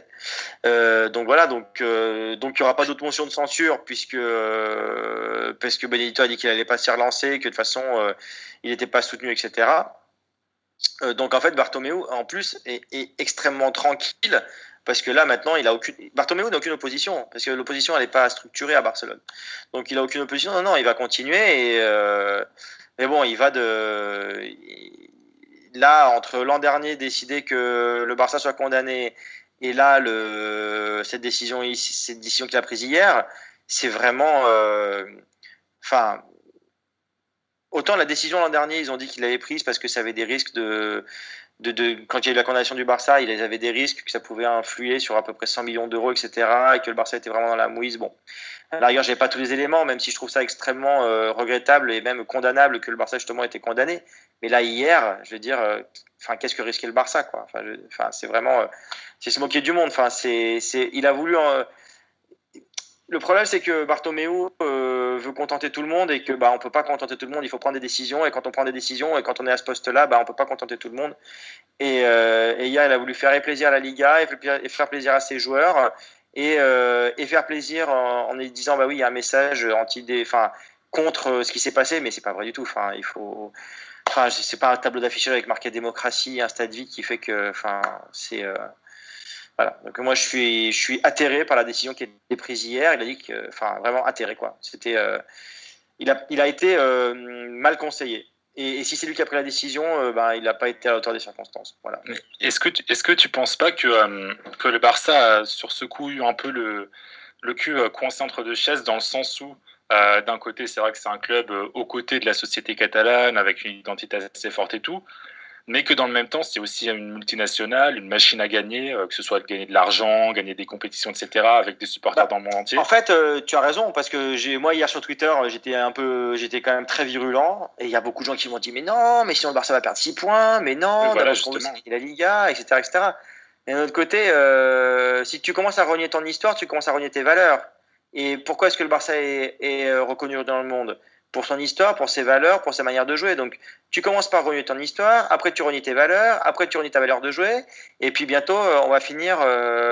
et puis, qu'est-ce qui va se passer bientôt ? On va faire jouer 11 joueurs étrangers comme une multinationale ou un club anglais qui achète tout le monde, et puis voilà, je veux dire, et puis on jouera du kick and rush, tu vois, donc... c'est quand même en respectant son histoire qu'on est le plus respecté, justement. Et hier, le Barça n'a pas respecté son histoire. D'ailleurs, Sport a titré ça en première page ce matin. C'est la honte. Mais d'ailleurs, mais comme moi je dis, je suis pas aussi catégorique de il fallait pas jouer, parce que ne pas jouer hier, c'est donner aussi raison aux gens qui disent que le Barça est aux côtés de l'indépendantisme. Or, depuis le début, ce Barça-là se positionne, la junte de Bartomeu se positionne sur le droit du référendum, le droit d'expression. Donc, c'est très différent. Donc, parce que après tout, moi, ce que j'aurais souhaité personnellement, par exemple, hier, c'est qu'il y ait 5 millions de personnes qui aient voté et que même s'il y avait eu 60% de non, mais qu'au moins les gens aient s'exprimer, une bonne fois pour toutes, on en finisse avec ce sujet qui pourrit la société catalane. Mais, donc, je suis pas aussi catégorique qu'il ne fallait pas jouer. Par contre, à partir du moment où on décide de jouer, à ce moment-là, il laisse ses socios s'exprimer. Et ses socios ont le droit d'entrer dans le stade et ont le droit de dire je n'encourage pas le Barça parce que je suis contre ce qui s'est passé, je l'encourage parce que je veux absolument gagner, j'envahis le terrain, c'est A, B ou C, j'envahis le terrain parce que je suis absolument dévasté par ce qui s'est passé hier dans la journée et que je proteste de cette manière pacifique pour y aller, voilà. Donc, mais je veux dire, pourquoi est-ce que c'est à la carte? Pourquoi est-ce que quand on va à l'étranger, qu'on sort les Esteladas, ou quand on va à Madrid et qu'on sort les Esteladas, le Barça dit ah bah il y a pas de problème, et pourquoi hier il dit ah bah non il y a un problème? C'est vraiment à la carte. Je veux dire, faut être conséquent. Enfin, hier pour moi Bartomeu n'a pas été conséquent dans ses choix, quoi. Et Olivier, est-ce que toi tu penses que les joueurs auraient dû se positionner? C'est-à-dire que ce qui a été dit dans la presse, c'est qu'il y a eu un certain groupe de joueurs, donc en majorité des Catalans, Piqué, Sergio Roberto et d'autres, qui ne voulaient pas jouer, et d'autres joueurs dans un groupe mené par Messi qui, eux, voulaient jouer. Toi, quel est un peu ton avis par rapport à ça? Est-ce que tu penses que tu aurais préféré, par exemple, que tous les joueurs se concertent et décident que ce match n'aurait pas dû être joué? Moi, je pense que c'était au président de prendre la décision. Parce que je pense aussi que les joueurs, et après, effectivement, je pense qu'après, chacun est libre. Simplement, effectivement, si on connaît l'histoire de ce club, c'est quand même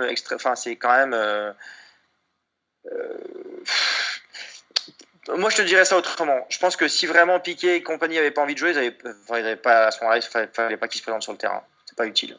Tu vois. Vraiment, je le pense. Je veux dire, Piqué, il a joué. Enfin, tu vois, s'il n'était pas présenté sur le terrain, voilà. Et finalement, il n'y a aucun joueur hier qui a dit je ne joue pas. En tout cas, pas qu'on sache. Peut-être qu'il y en a qui ont dit que je ne joue pas et qui ont été mis sur le banc, mais à ce qu'on sache, tous les joueurs ont joué.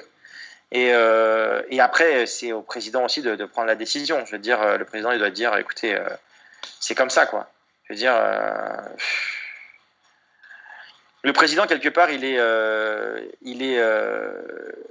le garant de 118 ans d'histoire. Et si après, on dit il a cédé à la pression des joueurs, comme j'ai lu ce matin sur la une de Mundo Deportivo, mais enfin, je veux dire, les joueurs, ils font que passer. Je veux dire, le Barça, il reste. Et aujourd'hui, une institution comme celle qui a 118 ans, elle s'est perdue hier, quoi.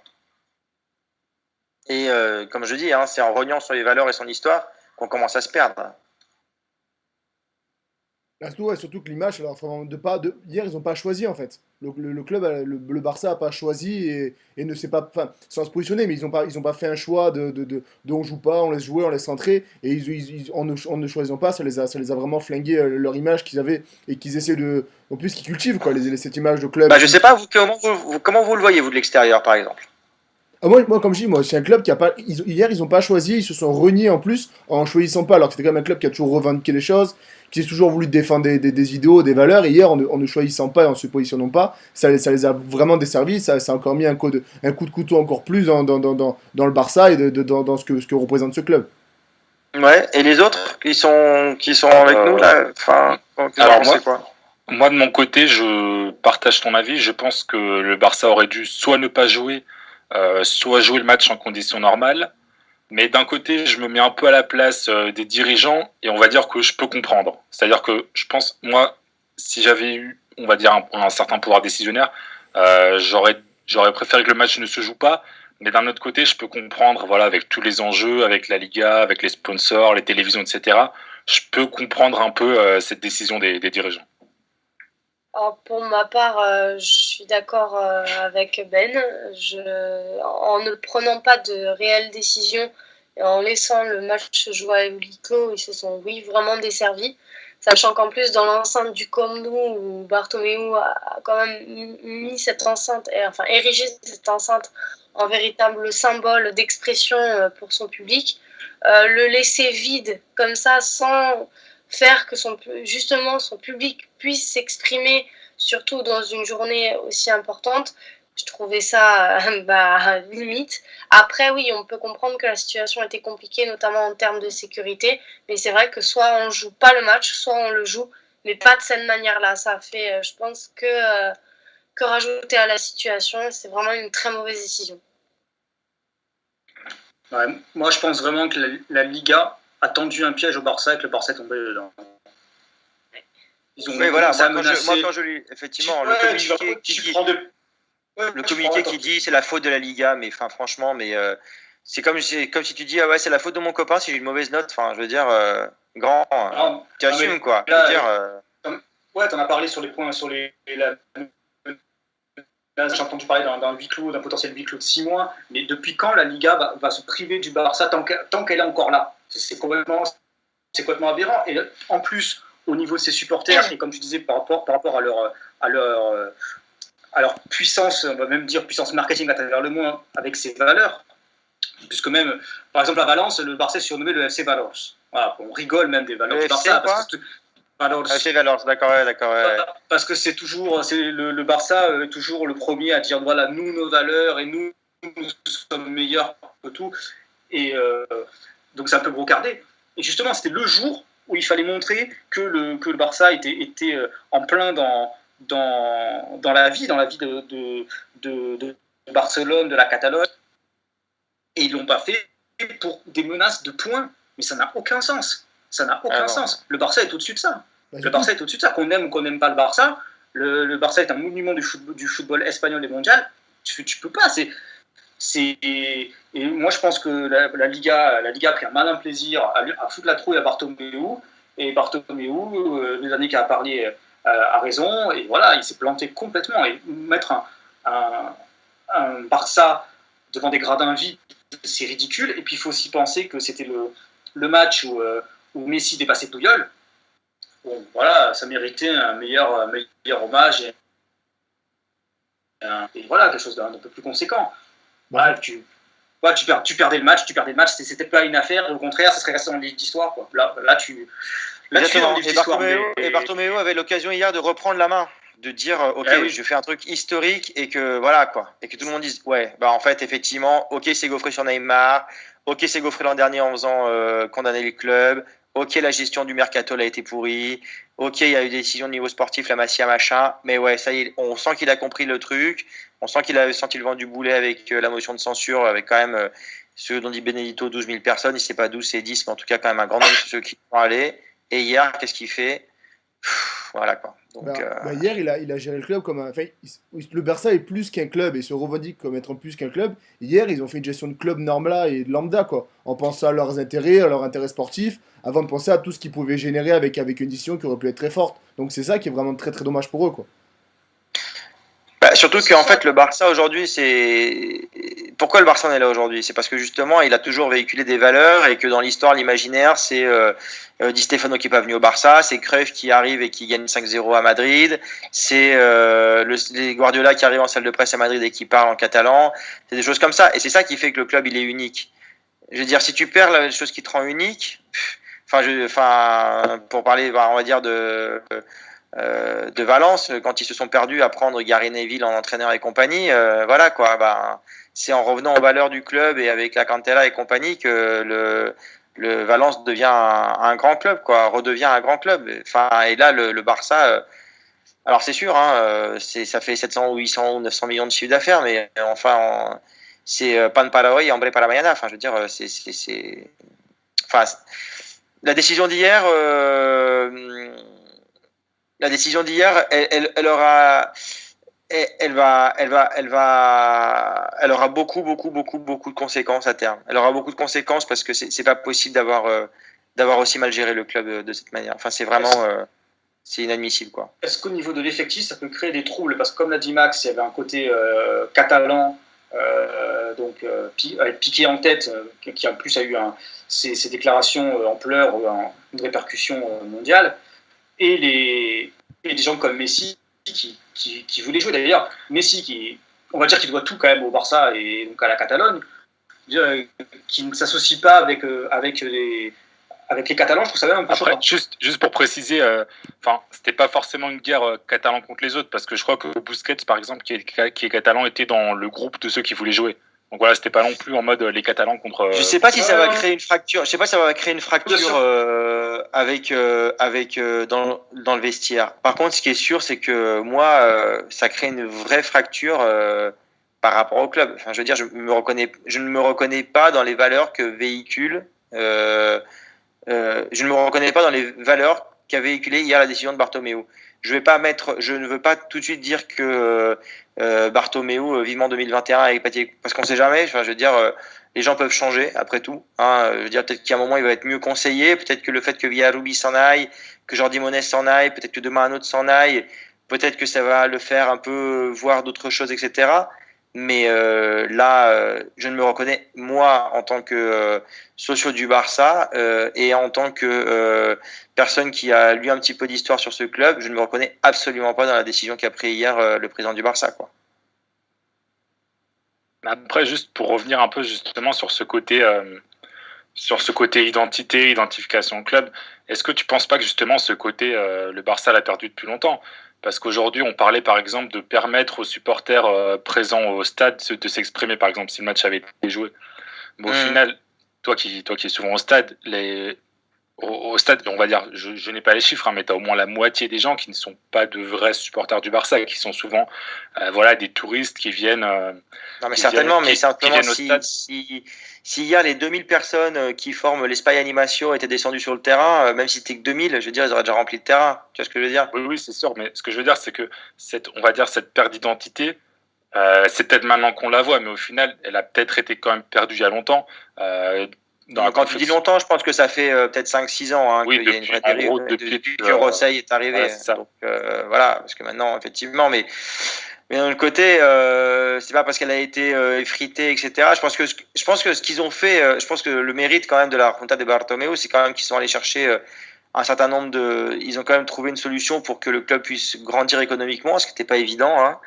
Il le gère bien au niveau financier, ce qui est bien aussi parce que je veux dire, si le Barça devient trop endetté, bah après il disparaît. Donc voilà, donc ça c'est bien aussi. Ou alors il devient une société anonyme, ce qui est pas non plus souhaitable. En tout cas, ce qui changerait vraiment l'histoire du club. Mais par contre, il y a un moment, enfin, il y a un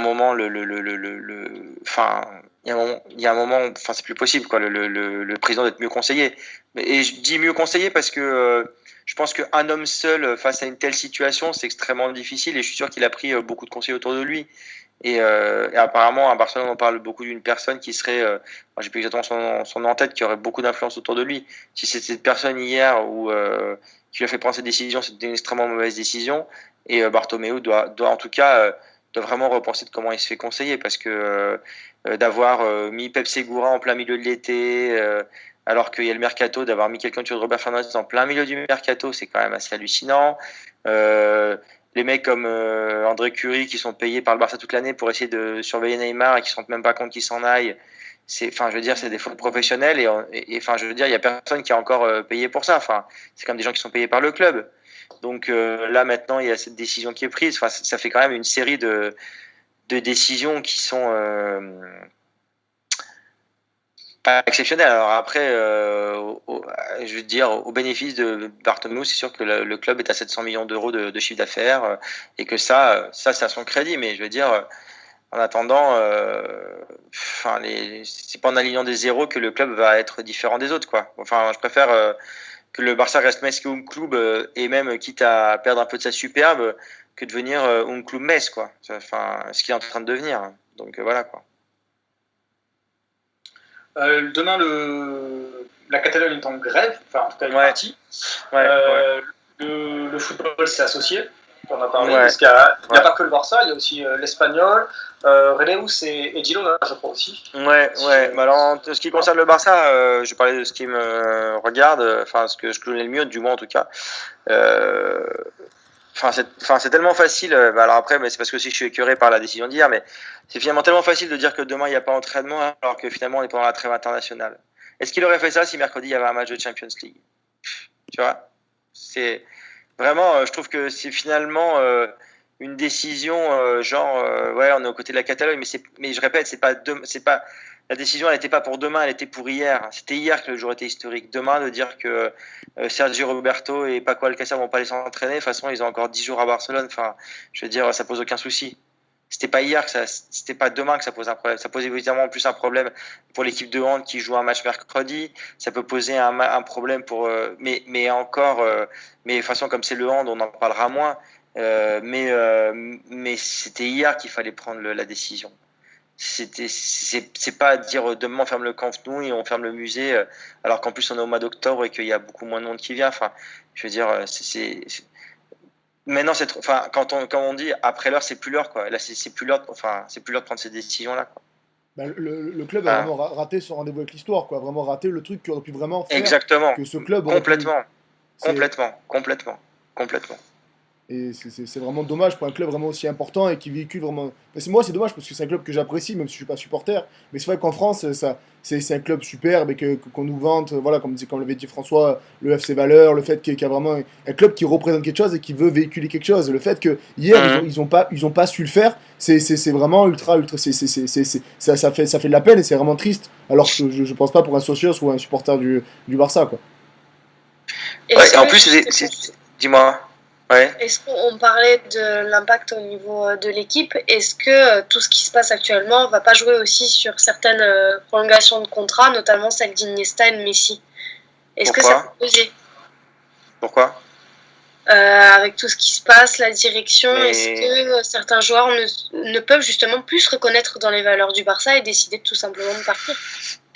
Non, je pense pas. Non, parce qu'au final, non. Non, je pense que franchement, si quelqu'un s'était pas reconnu hier dans la décision, il serait pas rentré sur le terrain. Et tout le monde a joué. C'est vrai. Enfin, en tout cas, j'ai pas de. Voilà, c'est vrai que j'ai pas trop suivi les news du Barça aujourd'hui. Hein, je vous avouerai parce que j'étais en plein Barcelone et tout ça, couvrir d'autres choses, mais j'ai pas vu d'infos, notamment sur French FCB là, qui est le fil actu du Barça, disant que un joueur a refusé de jouer hier. J'ai rien vu de ça. Donc en fait, ça veut dire que finalement tous les joueurs hier étaient raccords, plus ou moins, mais c'était tous raccords finalement. Ça veut dire qu'il y a un problème de transmission de valeur ou est-ce que les joueurs ne se rendent. Enfin, je sais pas, est-ce qu'il y a une connexion finalement entre les. Parce que Valverde hier a dit on joue pas dans un igloo, on n'est pas dans un igloo. Mais alors après, le problème du Barça, c'est qu'il magnifie tout parce que finalement, si on réfléchit un peu hier, moi j'étais dans Barcelone. Bon, et hier à midi, je suis allé manger au restaurant. Je veux dire, le restaurant n'a pas fermé parce que il y avait des mecs qui s'étaient fait tabasser le matin. Donc on peut dire pourquoi est-ce que le restaurant il reste ouvert et le Barça n'a pas le droit de jouer. Donc voilà, donc on peut très bien dire eux finalement c'est leur métier. Donc pourquoi est-ce qu'on les empêche de faire leur métier alors parce qu'il y a il y a quelques personnes qui se sont fait tabasser. Et à ce moment-là, j'en reviens à ce que je disais au début. À ce moment-là, tu mets le public et le public il s'exprime et les joueurs ils peuvent dire le terrain est envahi par le public et donc on perd 3 points. Mais d'un autre côté, c'est parce qu'il y a ces supporters là qui lui suivent et qui ont soutenu le club depuis 118 ans qui sont là aujourd'hui. Mais tu fais pas d'entraînement à huis clos, c'est pas un match à huis clos quoi. Et tout à l'heure, moi j'ai une petite question. Tout à l'heure, tu parlais notamment d'une sorte de peut-être de division au sein de la société catalane. Ouais. Est-ce que tu penses que justement ces événements, le positionnement du Barça en faveur du droit à décider, qui n'est pas forcément bien perçu en Espagne, peut créer une division entre notamment les supporters du Barça qui vivent en Catalogne et ceux qui vivent en dehors de Catalogne, donc dans le reste de l'Espagne. En tout cas, effectivement, il y a certaines peñas, alors pas tous, hein, mais effectivement, il y a certaines peñas qui ont dit qu'ils ne comprenaient pas du tout la position du Barça. Et je peux comprendre que ces gens ne la comprennent pas, mais moi, la seule chose que je dis, sans prendre position ni pour l'une ni pour l'autre, parce que j'ai pas franchement clair que si j'étais allé voter, j'aurais voté pour l'indépendance. Je l'ai pas clair du tout.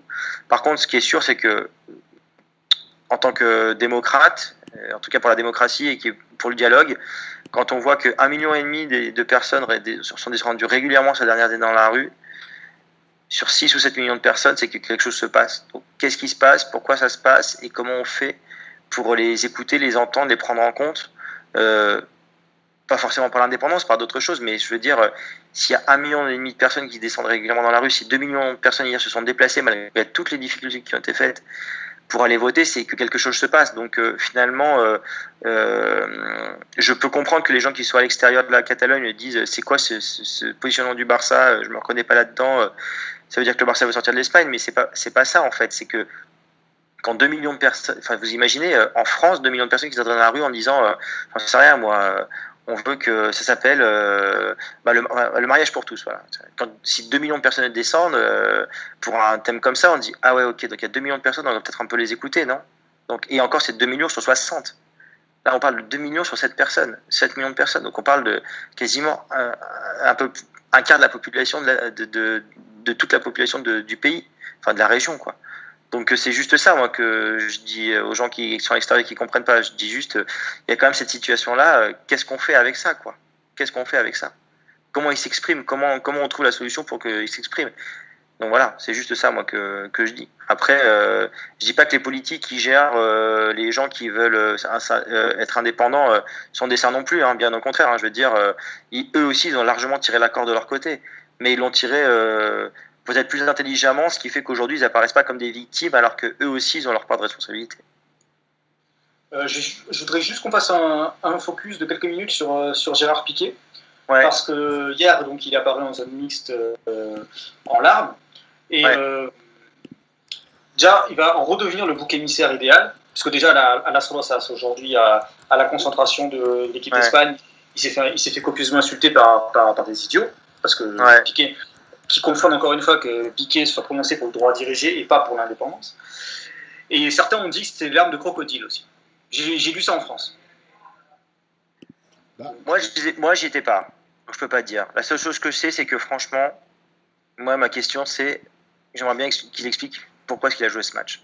Parce qu'au final, il aurait très bien pu avoir une blessure diplomatique et dire écoutez, je suis pas en condition, je joue pas. Il avait le choix. Il a décidé de jouer.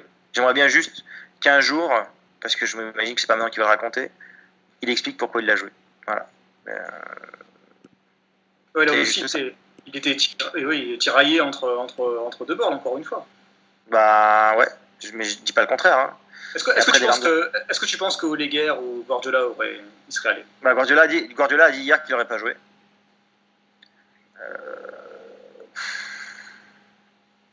Guardiola, il a quand même envoyé le bois au mois de juin dans un meeting en faveur de l'indépendance. Ouais, des larmes de crocodile, je sais pas, parce que tu sais, en fait, c'est pareil. Pour les larmes de crocodile, autant sur est-ce qu'il aurait dû jouer ou pas jouer, on peut en parler jusqu'à minuit. Autant des larmes de crocodile, je peux dire quand même que, moi je vous en parle, j'ai la chair de poule. Hein. Quand tu étais à Barcelone hier, que tu vois qu'à 5h du mat, moi j'étais devant 5h du mat devant des bureaux de vote, bon Piqué il n'est pas allé à 5h du mat, hein, mais que les mecs à 5h du mat, il y a 300 personnes qui sont là pour faire ouvrir les bureaux de vote, que les Mossos ils arrivent à 7h, ils se font applaudir par les gens. Donc les Mossos, c'est la police catalane, qui se font applaudir par les gens parce que c'est notre police, on sait qu'ils vont pas nous embêter, ils sont juste là pour constater qu'on est devant le bureau de vote et qu'on veut l'ouvrir. Que après, tu vois la police espagnole qui débarque et qui se met à frapper des gens à coups de trick et à coups de masse pour aller chercher des urnes où il y a des bulletins dedans. Enfin, ça semble tellement surréaliste que je comprends qu'il soit passé par tellement d'émotions qu'à un moment il puisse craquer. Hein. Enfin, je veux dire. Il faut déjà les joueurs, quand ils jouent 90 minutes, enfin, c'est des hommes et ils vivent énormément d'émotions. Et en plus, une journée comme celle-là, enfin, je veux dire, je sais pas si ce que ça vous a fait vous de loin, mais les images sur Twitter, elles sont quand même juste hallucinantes, quoi. Des mecs, la photo de The Guardian aujourd'hui avec le policier qui avec sa matraque en l'air, on dirait Starship Troopers, quoi. Je veux dire, c'est hallucinant, quoi. Enfin, je comprends qu'il ait pu être submergé par l'émotion. Hein. Des larmes de crocodile, je sais pas. Moi, je débattrais plus sur le fait que est-ce qu'il fallait jouer ce match s'il était vraiment pas en état, mais après, ou si vous voulez montrer sa solidarité, mais après le reste. Est-ce que je pense que c'est beaucoup d'émotions quand même. Hein. Est-ce que sa réaction à la fin, c'est pas plutôt des regrets parce que peut-être qu'il était dans le match, il était dans le vestiaire, il avait l'humiliation du match. Peut-être que c'est des regrets, oui, mais voilà, ça, il n'y a que lui qui peut le dire. Hein. Moi, je peux pas le dire pour lui. Hein. Ça, il n'y a que lui qui peut le dire. Franchement, il n'y a que lui qui pourra l'expliquer un jour. Peut-être que dans 10 ou 15 ans, justement, quand tout sera passé, il reviendra dessus, il expliquera, il dira parce qu'en plus, comme c'est quelqu'un qui a pas qui a la langue bien pendue, en tout cas qui cache pas certaines choses, peut-être qu'il expliquera tout exactement ce qui s'est passé, mais là on peut faire toutes les conjectures.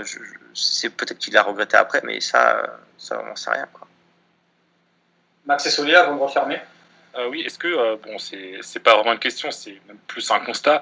Est-ce que tu penses pas que Piqué est un peu le bouc émissaire, justement, sur lequel tout le reste de l'Espagne rejette un peu sa frustration vers ce qui se passe en Catalogne, et comme Piqué, voilà, c'est le joueur de foot, c'est le mec connu, etc. Lui, il prend un peu pour tout. Carrément. D'ailleurs, moi, on avait parlé avec François.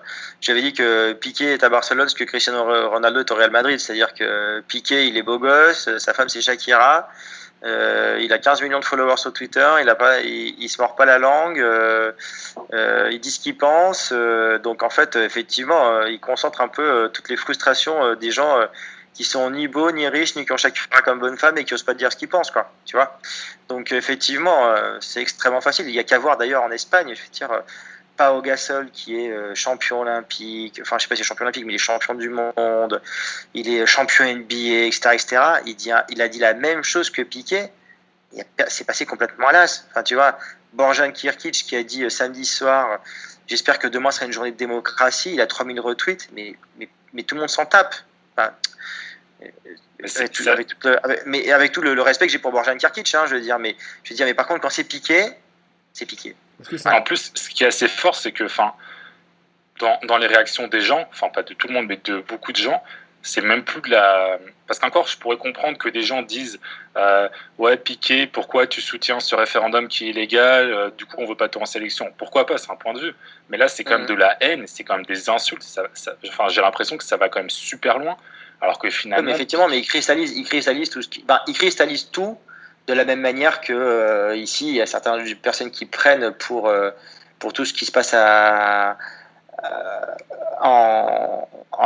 tout ce que les gens vivent. Enfin, je veux dire, encore une fois, je vais pas me faire que des amis peut-être en disant ça, mais je veux dire, déjà, c'est pas tous les policiers espagnols qui ont tapé sur les Catalans. Il y a eu aussi quelques-uns qui ont été provoqués. Comme a dit un policier à une personne qui est venue lui dire en disant mais qu'est-ce que vous venez faire, il dit bah, écoutez, vous avez un travail, j'ai le mien. Ça se trouve, il n'y a pas tous les policiers espagnols qui ont fait cette gaieté de cœur non plus hier, mais bon, ça, comme ils parlent pas, on le sait pas. Donc voilà, donc je veux dire, de la même manière que voilà, les quelques policiers espagnols qui sont ici en ce moment en Espagne cristallisent les rancœurs de tout le monde. Mais je veux dire, effectivement, Piqué est un symbole extrêmement visible et voilà quoi. Et en plus, comme lui, il se cache pas, il est encore plus énervant pour les gens qui sont énervés. Mais en plus, c'est-à-dire que moi je vais finir sur ça. Piqué, c'est vraiment c'est le vrai symbole du Barça. Parce qu'on parle souvent de Messi, comme quoi, mais pour moi, le mec qui représente le Barça et qui véhicule les valeurs c'est pour moi, c'est. Il y a plusieurs. Non, parce que non, franchement, mais parle de récemment. Quand t'entends parler Iniesta, quand t'entends parler, non. Je trouve que pour moi, c'est encore Iniesta qui représente le mieux les valeurs du Barça. Enfin, je veux dire, l'autre jour, Iniesta était venu. L'autre jour, je vais vous raconter la petite histoire parce qu'il est vraiment génial. Je veux dire, l'autre jour, Iniesta, juste après la retour de sélection, quand il dit qu'il n'y a pas d'accord avec le président, là, que ça fait un bazar pas possible. 2 jours après, il y a un match, je ne sais plus contre l'Espagnol, à Camp Nou.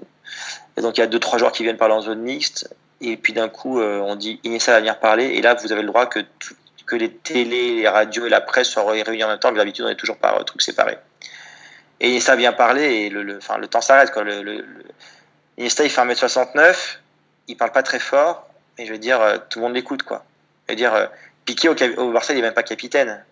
Donc c'est vrai qu'il est plus aujourd'hui le porte-parole de certaines ce que pense la société catalane. Mais le vrai gardien du temple aujourd'hui, c'est encore Iniesta, quoi.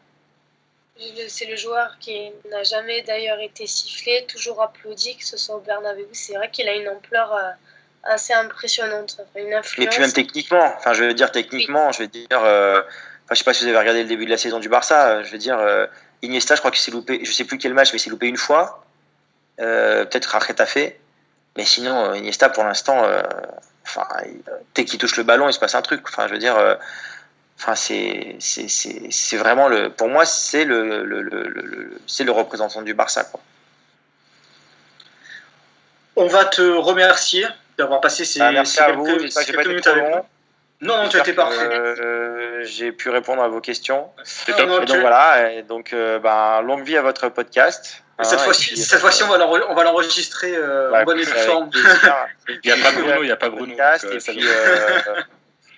Et puis, avec plaisir, si vous avez besoin une prochaine fois, c'est avec plaisir de discuter avec vous et d'avoir aussi votre avis. Merci à toi parce que c'était important d'avoir en ces jours difficiles en Catalogne et pour toute l'Espagne, il fallait avoir un point de vue à l'intérieur, point de vue averti de la situation en Catalogne et au Barça. Et donc on est ravis on est ravis de t'avoir reçu, et que tu aies accepté notre invitation. C'est avec grand plaisir. Prenez soin de vous et puis à très bientôt. À bientôt Olivier, merci. Allez. Salut. Ciao. Salut. C'est la fin de ce podcast un peu particulier. On a fait durer le plaisir ce soir. J'espère que ça vous a plu. Ce sera bientôt disponible sur YouTube, sur tous les moyens pour récupérer sur vos iPhones et compagnie, parce que c'est une question qu'on nous pose à peu près 20 fois par semaine. Donc tout sera prêt bientôt, en version extra large et en version coupée pour ceux qui veulent que la version Liga et la version témoignage d'Olivier Goldstein. Benjamin Bruchet, bonsoir. Bonsoir. Soledad Arque Vasquez, bonsoir, entre deux tout. Désolée, c'était un peu compliqué pour moi ce soir. Soigne-toi bien. Et Max Franco Sanchez, bonsoir. Bonne année. Bonne année à tous. Bonsoir à tous. Hasta pronto. Adeo.